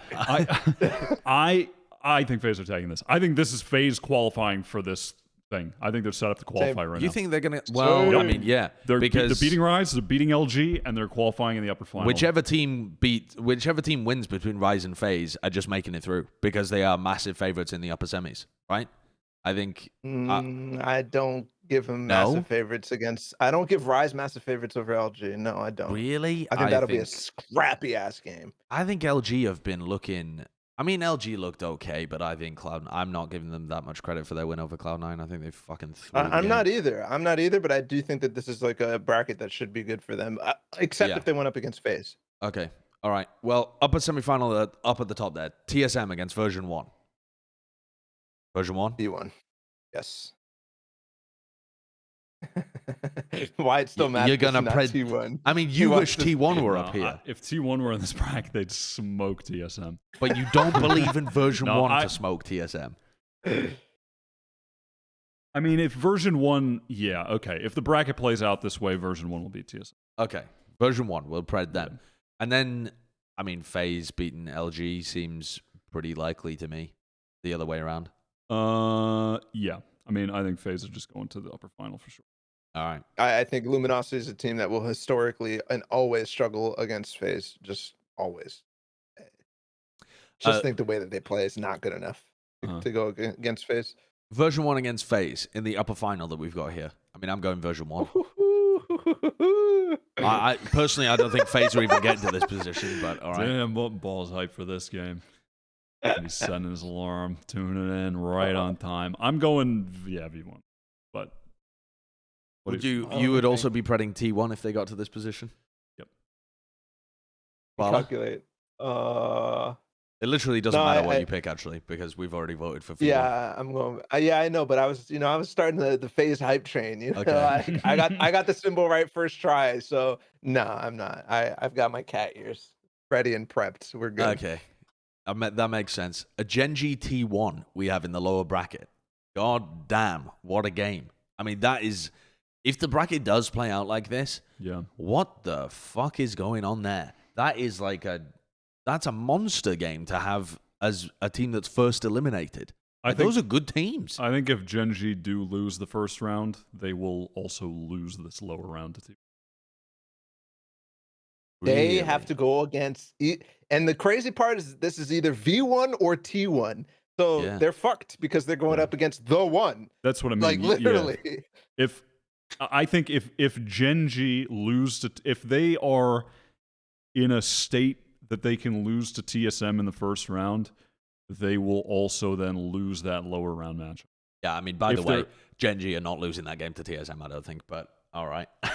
Well, that's what I mean. In our bracket, though, if that is the case, then they're also going to lose this game, no matter which opponent they would have in that, I think. All right, yeah, I'm with you there. I'm with you. I think I'd predict Gen.G because I'd predict them in the upper bracket anyway, but I mean, in also, this world, I'll go for T1. I'm quadrupling my T1 support on this episode. I'm just flying the T1 flag on this episode. So all right, let's do it. I'm going T1 again. This is the wait, Ball, what do you think? What bracket. Do you think? This is the bracket. Oh, well, I'm going with T1, but this is the bracket that like all of the teams that were like, should they really be in the top 10 in the NA rankings? It's like my mind. I'm just like looking at this. I'm like, wow, okay, they're just literally going to make it to Challengers finals from the get-go just because of how many of the different teams there are in here. Yeah. Because it's weird, right? All the upsets in the first Challengers caused there to be a bunch of teams in the open qualifier this time around, but it also made it so that Challengers 2 is actually easier, the main event. You know? Yeah. Wait, why? Because there's teams who had the upsets earlier on and they had the free ride to Challengers 2. Yeah, like the upset team. Yeah, they were just sitting here Rise and Pioneers. Yeah, I understand what you mean. Oh, and speaking of Rise and Pioneers, Rise versus Pioneers. Gonna go Rise. Yeah, Rise. Yeah.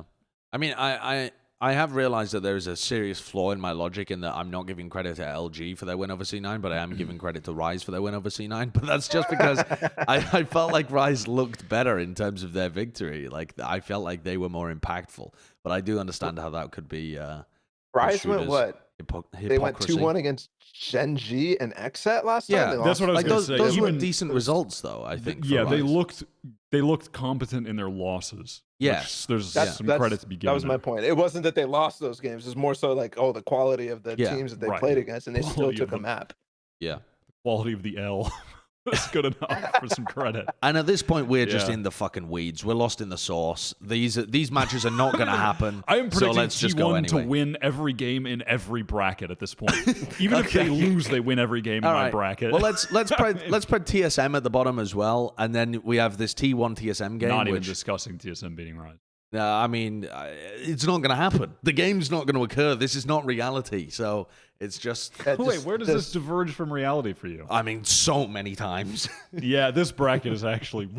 This bracket's fucking bonkers. Yeah, this is a nuts bracket. Because we've taken compromises from everyone. Yeah, I mean... The lower bracket, I mean, I'm fine with just fucking sending it on TSM just for the memes, but like, I don't think that this is that unrealistic.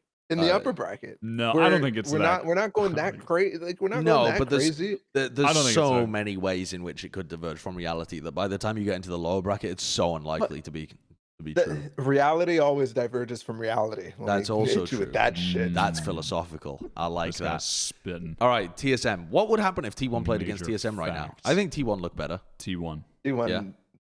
All right, and then a theoretical T1 phase game. I'd give it to T1. T1. Okay, so in this world, we would have version 1. This is so funny. Version 1, T1, Faze, and TSM would be the 4 teams to make it through. I think that's very reasonable. Right?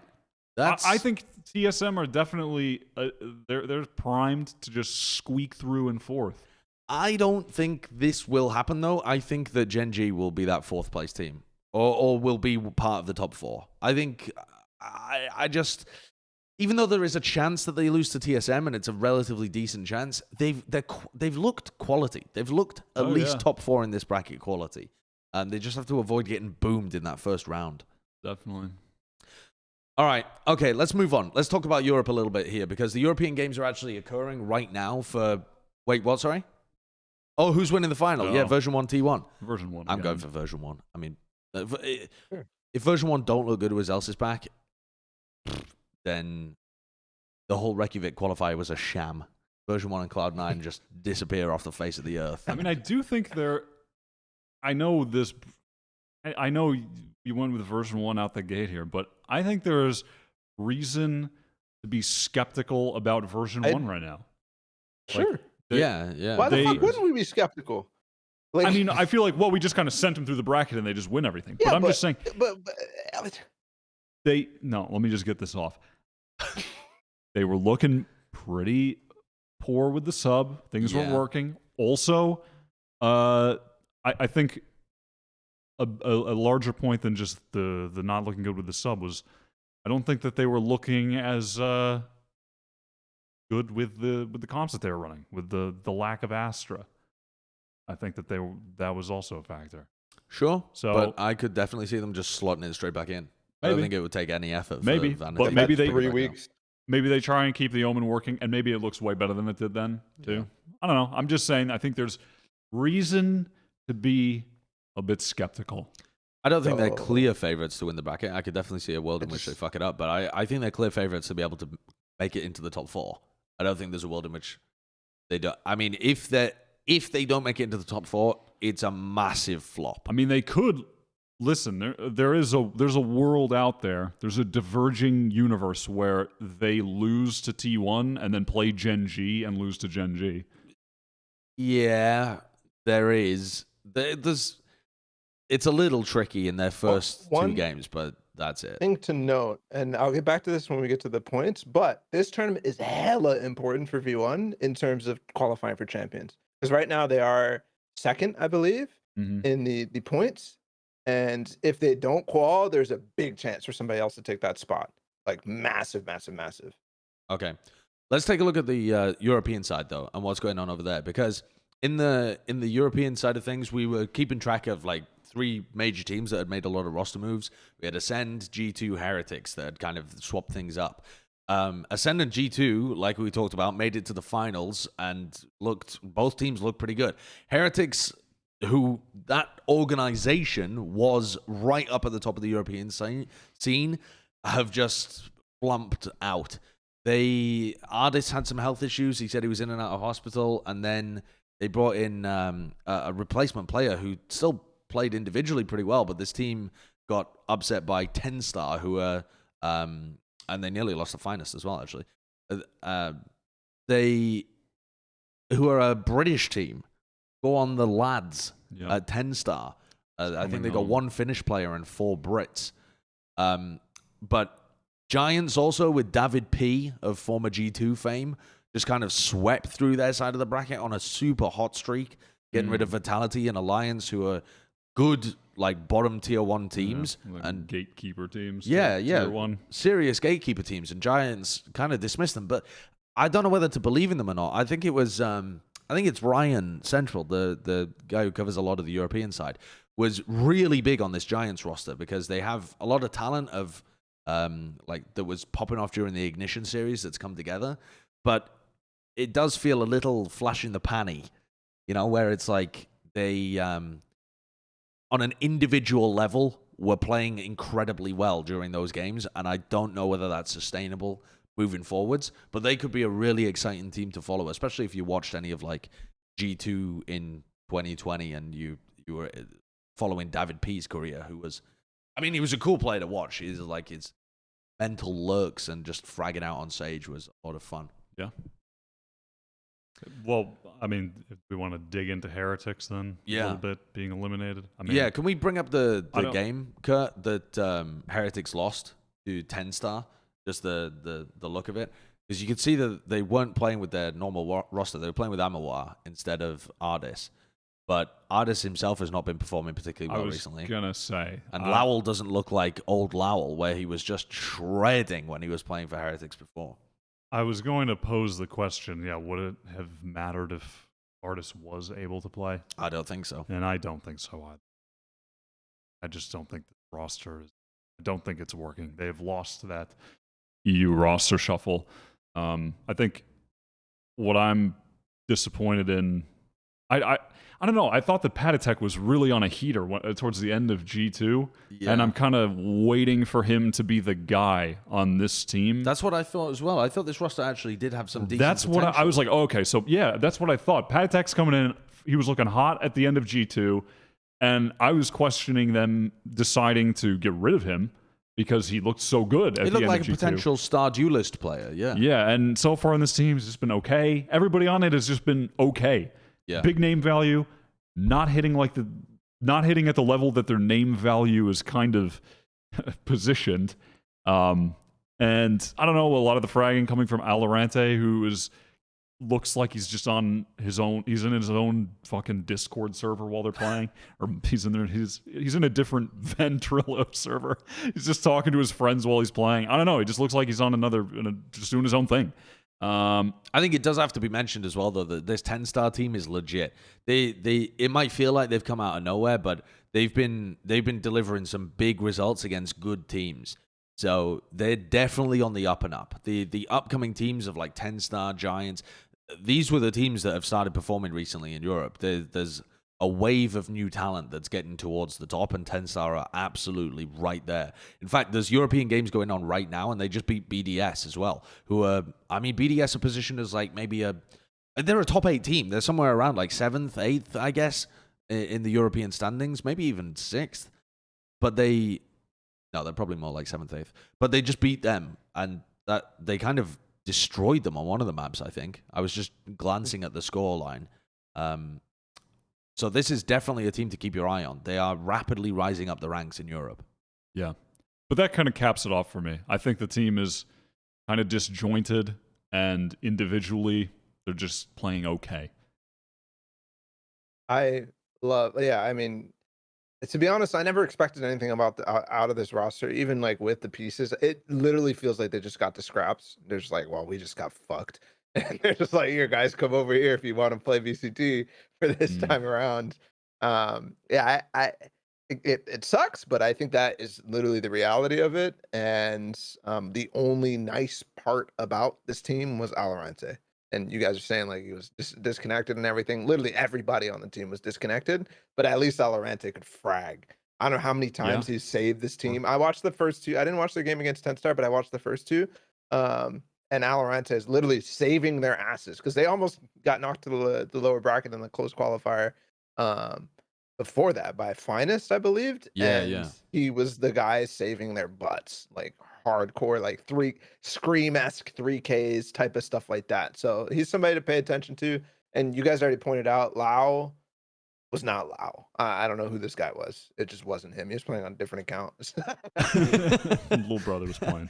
Yeah, it's wild how different a player can look when you put them in a different environment. And we haven't really seen that too much in Valorant yet because the game hasn't been out for a huge amount of time. Like, if you're on a top team and you are thought of as an excellent player, there haven't been that many times where one of those players has gone to a different team. Like, what would somebody like a Dapper or a Shazam look like if they were on a dysfunctional team where they aren't getting put into advantageous positions by star fraggers left, right, and center? Like, we don't necessarily know the answers to these questions because they've just been a successful roster for so long. And I'm using Sentinels as an example because it's really difficult to think of them not being great. Right. But Lal's one of those players where, he wasn't like the pivotal part of the best team in Europe, but he was the IGL and a really good fragger for that team. And that's just disappeared when the roster around him has changed. So it is bizarre, but it's somewhat, it it does happen. Like that's part of a team dynamic, that these things all have influence on each other. Looking at the games that are going on currently, and taking a look at the bracket that we've got for the European side, I want to do a bit of a check-in. I don't know what the results have been while we've been recording the show, and I want to also do some predictions too, because there's some teams that are on a bit of a heater that people are expecting to do well, like the Giants team, for example, that are more upcoming rosters. And I think I would have predicted BDS to be able to beat 10-star as well, and that did not happen. So clearly there's some interesting shit going on at the top level of EU right now. Let's take a peek, huh? Okay, so Liquid do beat Vitality. 10-star beating BDS is pretty crazy, actually. That's It is, isn't it? Was one of those maps one-sided, or am I misremembering that, Kurt? Yeah. No, you're right. The first one was 13-3 on Breeze. Wow. Yeah, that is just... Which is exactly the scoreline of the Heretics game where they played on Breeze as well. Yeah. Yeah, I need to dig into 10. I want to watch that VOD as well, because it really does interest me whenever teams are just dominating on Breeze. I was watching Gambit play Breeze, and their Breeze looks phenomenal. It looks so good. So maybe 10-star is similar, where they've just figured something out about the map. It's like a Gen.G or something over in North America. Yeah, could be. Let's take a look at that Liquid Vitality game, Kurt. If you could click on that one, just see what happened here real quick. Oh, they're playing with KO as well. Scream was playing KO. On Bind. That feels like a very bad decision. What? Just from a theoretical point of view. Look at this But we didn't watch. Someone save EU. Someone needs to help Europe. I mean, that's a good comp. No. That's a good comp. Look, I'm actually serious right now, because that's a wild comp. EU is all about the Viper on binds. All about it. Like, you're never going to see a team not playing Viper on binds, and KO in the strict corners that's is actually a weird really comp. good. I mean, that's a much weirder comp. What that's are they doing in Europe? Comp. They've got Yampy on Omen. They've got Link playing Breach. They've got Breach and Sky together on split with a KO. That is fucking bonkers. I need to watch that game. Guys, if you live in Europe, now is the time to pray to whatever god or deity you believe in that ascend and CNED deliver Europe. You're acting like there wasn't the fucking 3 initiator thing going on in NA. Oh yeah, there was a lot of that shit. Different teams. Oh wow, the thing is, they were playing Scream Sova instead of Breach. No, so. I mean, look at the difference when Scream is playing Jett compared to Scream playing KO, just in terms of the stats. But I mean, they blew them out on split, so there must be something to that comp. I mean, that is an absurd composition, though. That really is bonkers. No, I'm doing listen. I'm joking around a little bit of trolling. Okay, just a little bit of trolling, but Incy bit. Just a little bit of trolling. Well, but go on. No, you go on. Okay, what I wanted to say is, how many slots does Europe have from this 2 bracket? 2 teams are making it through from this bracket, which is very different to North America, where 4 teams are making it through. Because there's going to be 6 European teams, 3 teams from CIS, so 3 teams from Turkey. Right. In this, and 4 teams have already qualified from Europe. Right. So my point about that is that Fnatic and Liquid, from an outside perspective, are the overwhelming candidates that people would expect to be able to make it through. Right? Fnatic and Liquid were your Reykjavik representatives from EMEA. You've got to expect them to be able to at least qualify for EMEA finals again. But this bracket does not look like a gimme by any means. I mean, and they're trying very different stuff. Not just Liquid playing that Zero Duelist bonkers shit here. It's also Fnatic trying a bunch of new stuff, too. So a wild comp. It is. I mean, but anyhow, that is so much utility, but also a bunch of like somewhat useless utility. It seems. I don't know. That's a lot of flashes. That is a lot of flashes. Gonna have to watch it. Yeah, we'll have to watch the game. I would say though, still. Liquid and Fnatic should be the favorites to make it through, right? I think there's a good chance of it happening, just given how the brackets are made up. No, Can we take a look at misremembering? Can we take a look at the bracket again, Kurt? Because I do want to specifically look at Liquid and Fnatic's run, because I think that's the most interesting aspect of this. For Liquid to be able to qualify, they have to beat 10-star. Listen, I don't think that's a gimme. I mean, 10-star have been taking scalps. BDS 2-1. And Liquid have been doing the same kind of stuff that's against about BDS. Their result against BDS. Yeah, like I mean, they just beat them 2-1. I think that 10-star game is going to be a difficult one for Liquid to be able to get through. Now, having said that, we didn't watch the Liquid game against Vitality, and they've been playing different shit. You know, Scream playing KO on 2 of the maps. So maybe Liquid have brought some really good ideas that would give us more confidence there. But that looks like a somewhat treacherous path. And you've got to win the upper final to guarantee it as well. Or you go through the lower bracket. You have to make it to the grand final of this to qualify. They have to make it really far. So even if Fnatic get to the upper final, you've got another Fnatic Liquid, and Fnatic have always come out on top when it comes to BO3s against Liquid. So that's tough.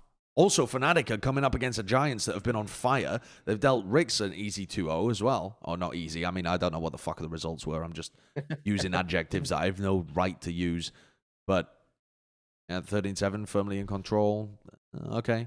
I mean, perhaps I could see there's a world where I'm giving Fnatic too much credit for having won last time and going to Reykjavik, but I mean, I still think Fnatic have got the best chance. Confidence in Fnatic that they should be qualifying here. I really do chalk up their failure in the previous attempt to individuals just being off.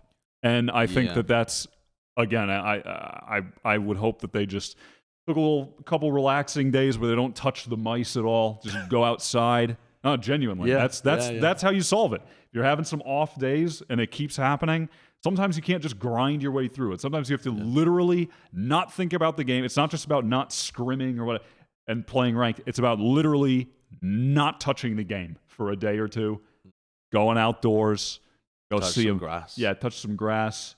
Go do, you know what I mean? Go to the park, watch, feed the ducks, and come back, and you'll be fine. And I think that Fnatic should be fine. What's going on in their game right now?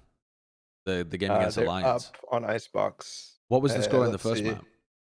The score in the first map was 14-12 overtime. Jesus Christ.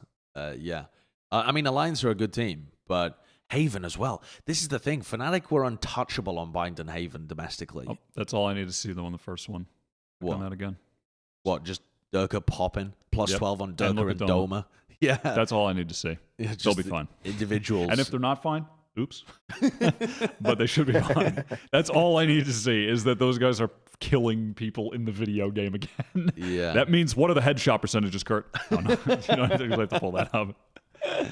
But that's all. That's genuinely pretty much all I need to see, is that they're actually fragging, right? Yeah. So, yeah. That instills hope. Yeah, but then Fnatic are going up against Giants. Then you'd have like a Fnatic Liquid game if Liquid managed to get past 10-star. It's going to be tough. And then in the lower bracket, like whichever team ends up making it to the lower bracket final, Liquid, in theory, if they lose the game to Fnatic, would have to win against them as well. It feels like a tough path, even if they are the favorites. It's almost like you're expected to fumble at some point when you have so many tests in a row.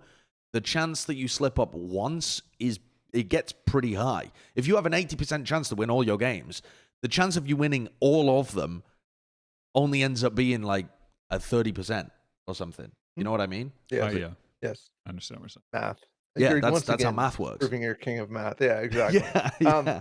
The thing about that theory, though, is that you're thinking that they haven't stumbled yet, and I think Fnatic has already hit their stumble a couple of times, multiple times throughout the last closed qualifier or the last main event, and then also, honestly, now against Alliance in the overtime. I think those are things that are telling them that they can't just skate through. So I still have full faith. I think it's a guarantee. I think it's a lock that Fnatic quals for playoffs. But we're always talking about it being a lock for Fnatic. What about Liquid? Is it a lock for Liquid? It's never a lock for Liquid. No, you go on. Okay. I actually think that Liquid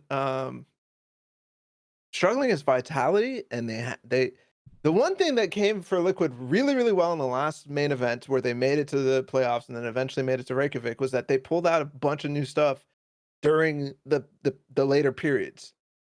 And it looks like they had to do it right off the bat, right here. I mean, maybe they still have more new stuff because there was such a big break, but I'm this scared guy's because they're spitting. showing off they're showing off their stuff already instead of in the upper final against Fnatic. I think that's an immense fact.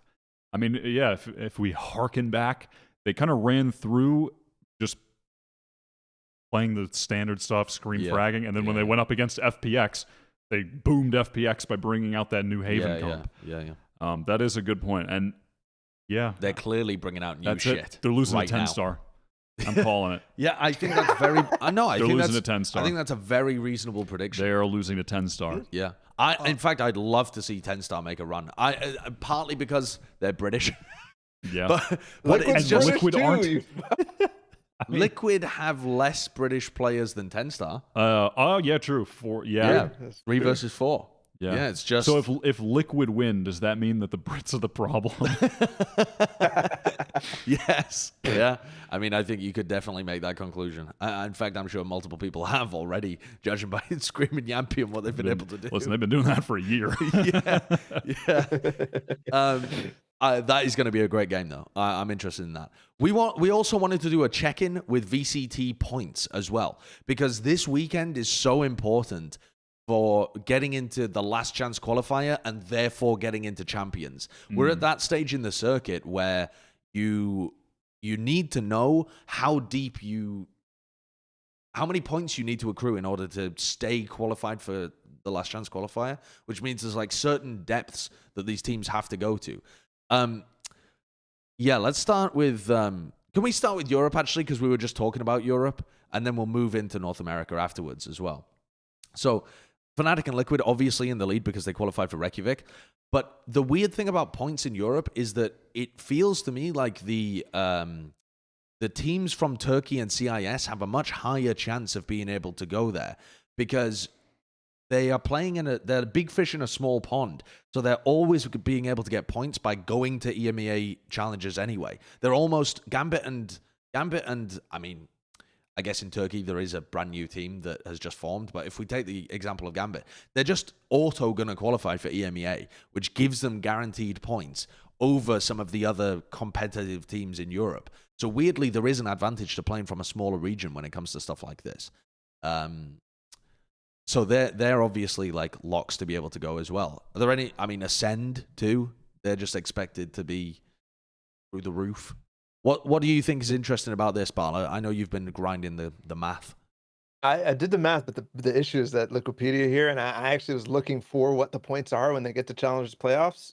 I don't know what they are, so I can't really like predict or anything like that. All I know is that whoa, how many teams is this? Okay, it is 10 teams. So it is 8 teams going to the last chance qualifier. The big thing is that there is a lot of room for teams to fall off, depending on how deep people go. But one thing that's hard is that because the points are so high already for Guild and FPX and all the teams that are like barely making it in with last chance points, and you actually have to add because FPX and Guild have made it to Challengers finals, so they should have another 45 points or something like that already. Right. It is so hard for teams that don't have any points to qual unless they go deep, unless they go to Berlin, essentially.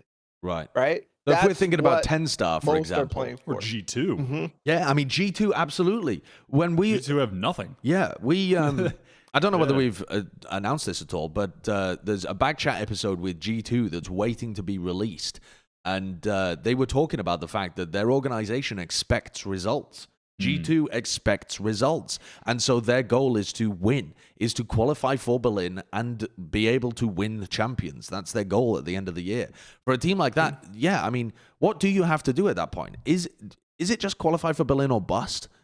Is there any way that a team like G2 can not qualify but still gain enough points? I mean, the maximum they can get from Challenger Finals is what Gambit got, 45. Well, it's extra because it's the last time. So it's like, let me use the NA. Let me Weighted use a the little NA bit. standings just for like because I know for sure what the points are for NA. Hold on, how the fuck do I find them? Basically, go scroll down, Kurt, to the point distribution, and it should be very similar. Yeah, here. So if you qualify for Berlin, it looks like you're making 175 points. Minimum. Wait, sorry. Where am I looking at that? Where's the At 175? the bottom 13th right, through where it says 16th. Masters 3, Yeah. 13 Ah. through 16. Yeah, so just if you qual and get last. Right, I see. I Mhm. see. Um, And so that's what happens if you qualify for Berlin. But what about if you don't qual? If you're just on the outside of qualifying, normally there's a big drop off. It goes from like 175 to like 50 or something. So it's very possible that G2, if they fail to qualify for Berlin, would just be out of the last chance qualifier of everything. Because if we imagine they got 50 points, they don't crack the top 10, the top 8. Right. There's no shot. So for a team like G2, or even for a team like 10 Star as well, who are on the come up right now, it really is Berlin or bust. Supermassive Blaze as well, the team from Turkey, like Yeah. and you have to remember too that LCQ is it's not regional in EU, it's just EMEA in general. So it's literally just the 8 teams underneath the top 2 for EU. It's really hard, really hard. Actually, it will have most likely. No, actually, never mind. I was going to think that it has the top 2 teams too, but yeah. so have Liquid already made it? Is that what No. I'm seeing? Because they have 250 points. from Fnatic Masters and too. Liquid have to qualify for Challengers playoff for them before we can say that they're clinched. Okay, Even Fnatic. understood. Mm. Understood. But they just I mean, got so many points from Reykjavik. Like yeah, a I mean, that's a huge lot. amount. They probably they should be. They got fine, all but their points at 350, right? a lot of So the danger for them not making it to champions is if, for example, Gambit or Footballist win Berlin, or well, obviously if you win Berlin, you're going to champions already, but deeply placed in Berlin. Sure. Right. Which doesn't seem likely unless it's Gambit, because Footballists have not been really popping off recently. But or a team like Ascend as well, right? Like if Ascend made it really deep in Berlin, that's another likely outcome that could You get rocket them. 375 points for winning or for getting second place at Berlin. Yeah. So that you just So- yeah. It's weighted so heavily on those tournaments. Mhm. I mean, yeah, FPX, Guild, Ascend, kind of all Yeah. on the edge. I mean, if FPX just fail in this qualifier again, they'll probably be on the chopping block, right? Yeah. So they have what 45 points for making it through here. So what they're at 100 something. Yeah. Yeah, they're on But the then chopping so have block. Ascend, 120. so they've gone upwards as well, right? So like this isn't accurately updated as for right now, but So they're is still Gambit, exactly. Yeah. That's why it's hard to really tell. Yeah, Otherwise, right. you'd see a couple more clinched, I think. But even Yeah. then, it's crazy. All right, well, let's talk about North America as well, because the NA standings have got some interesting I think Sentinels topics are here too. going to be there. Yeah, Given I how many think points they Sentinels are going to have. be there. Seems Yeah, yeah, they are completely clinched. That would make There's sense. just no way that they couldn't that get is, there. I believe that. Yeah. As for the others, though, I mean, we were talking about Andbox and NRG. They are towards the bottom with very, very few points, and it's almost impossible. Like, Andbox is impossible. Yeah, right. But for NRG as well, it seems inevitable that some other team is going to be able to overtake them. There's just too many teams that are in the hunt that aren't already above them. You know, Yeah. teams So, like man, you know, it's hard to care about Immortals because they're a farm team, but they actually had a shot at the beginning of the year.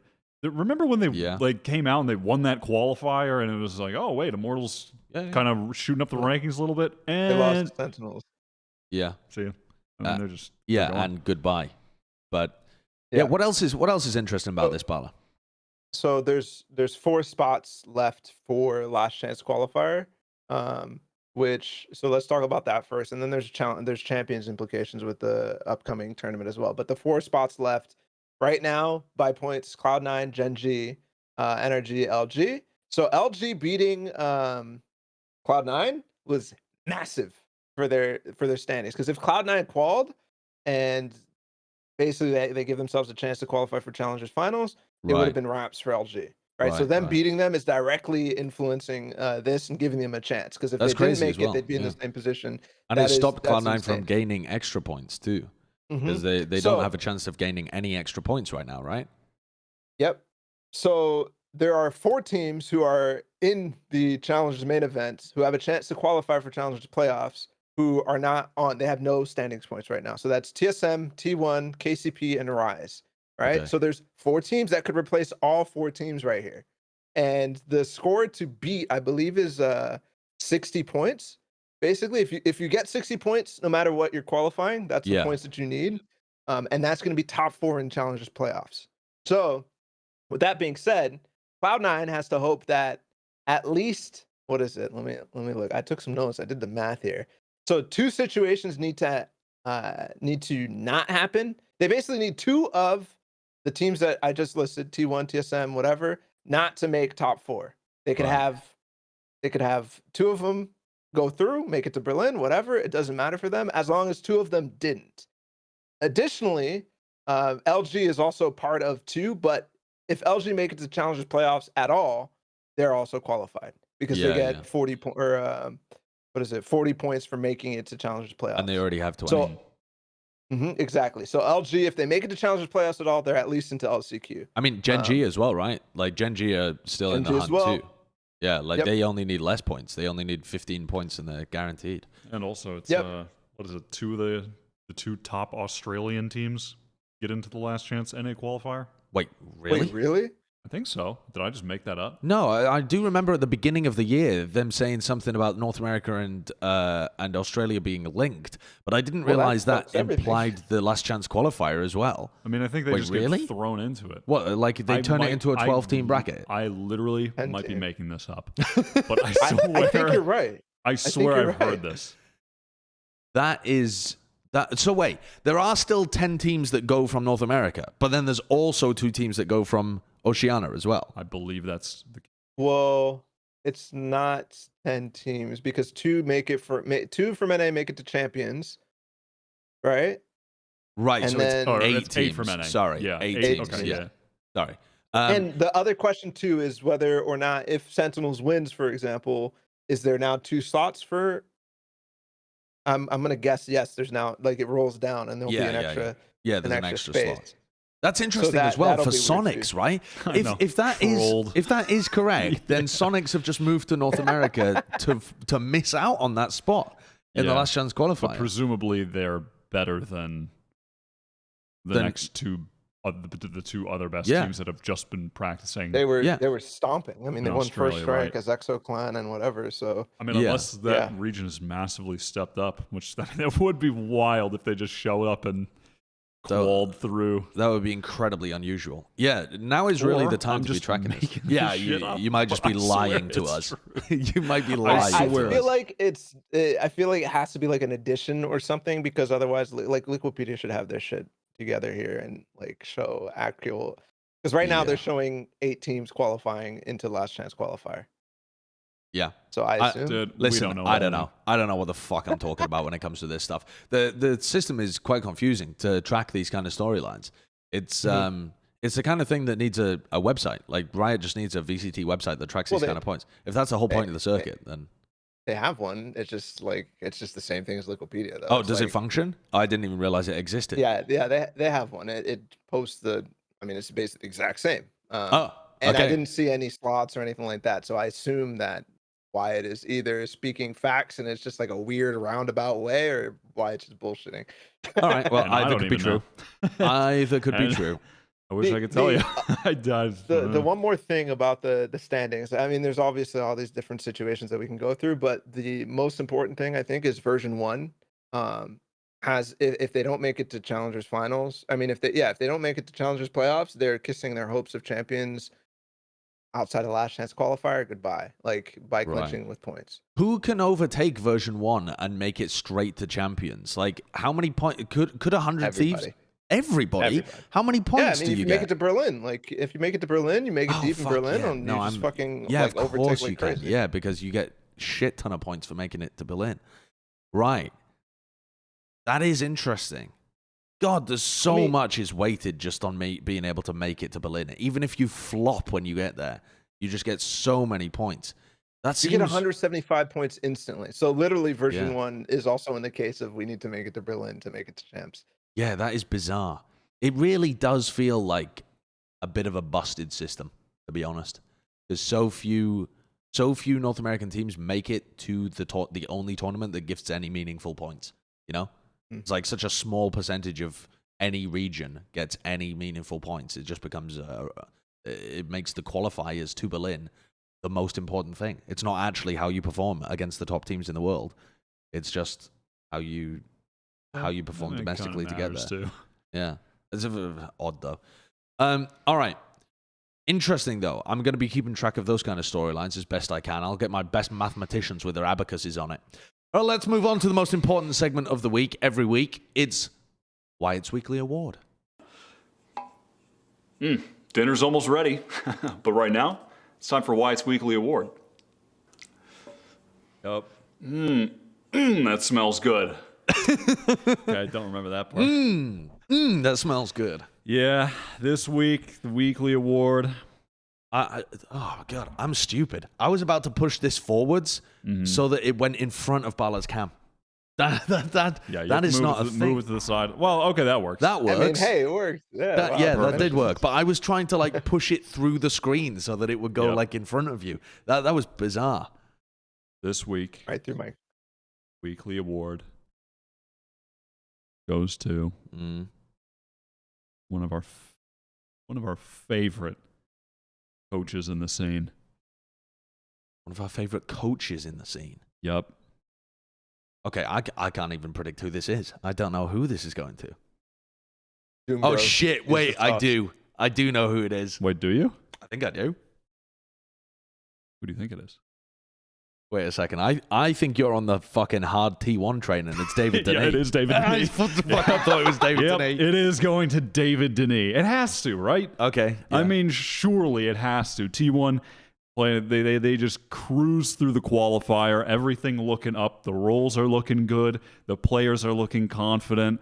I like what I'm seeing. Just a little quote from Dune there as well. And also, but he's genuinely, since that change has been made, where this is more of David Denis' team, things have all been looking up under the David Denis structured T1. Yeah. The team has completely turned around from being a team that was just seemingly embroiled with chaotic behind the scenes trouble that just couldn't be solved. Only one man could change that, and it was David Denis. Is he a man? Or is he a machine?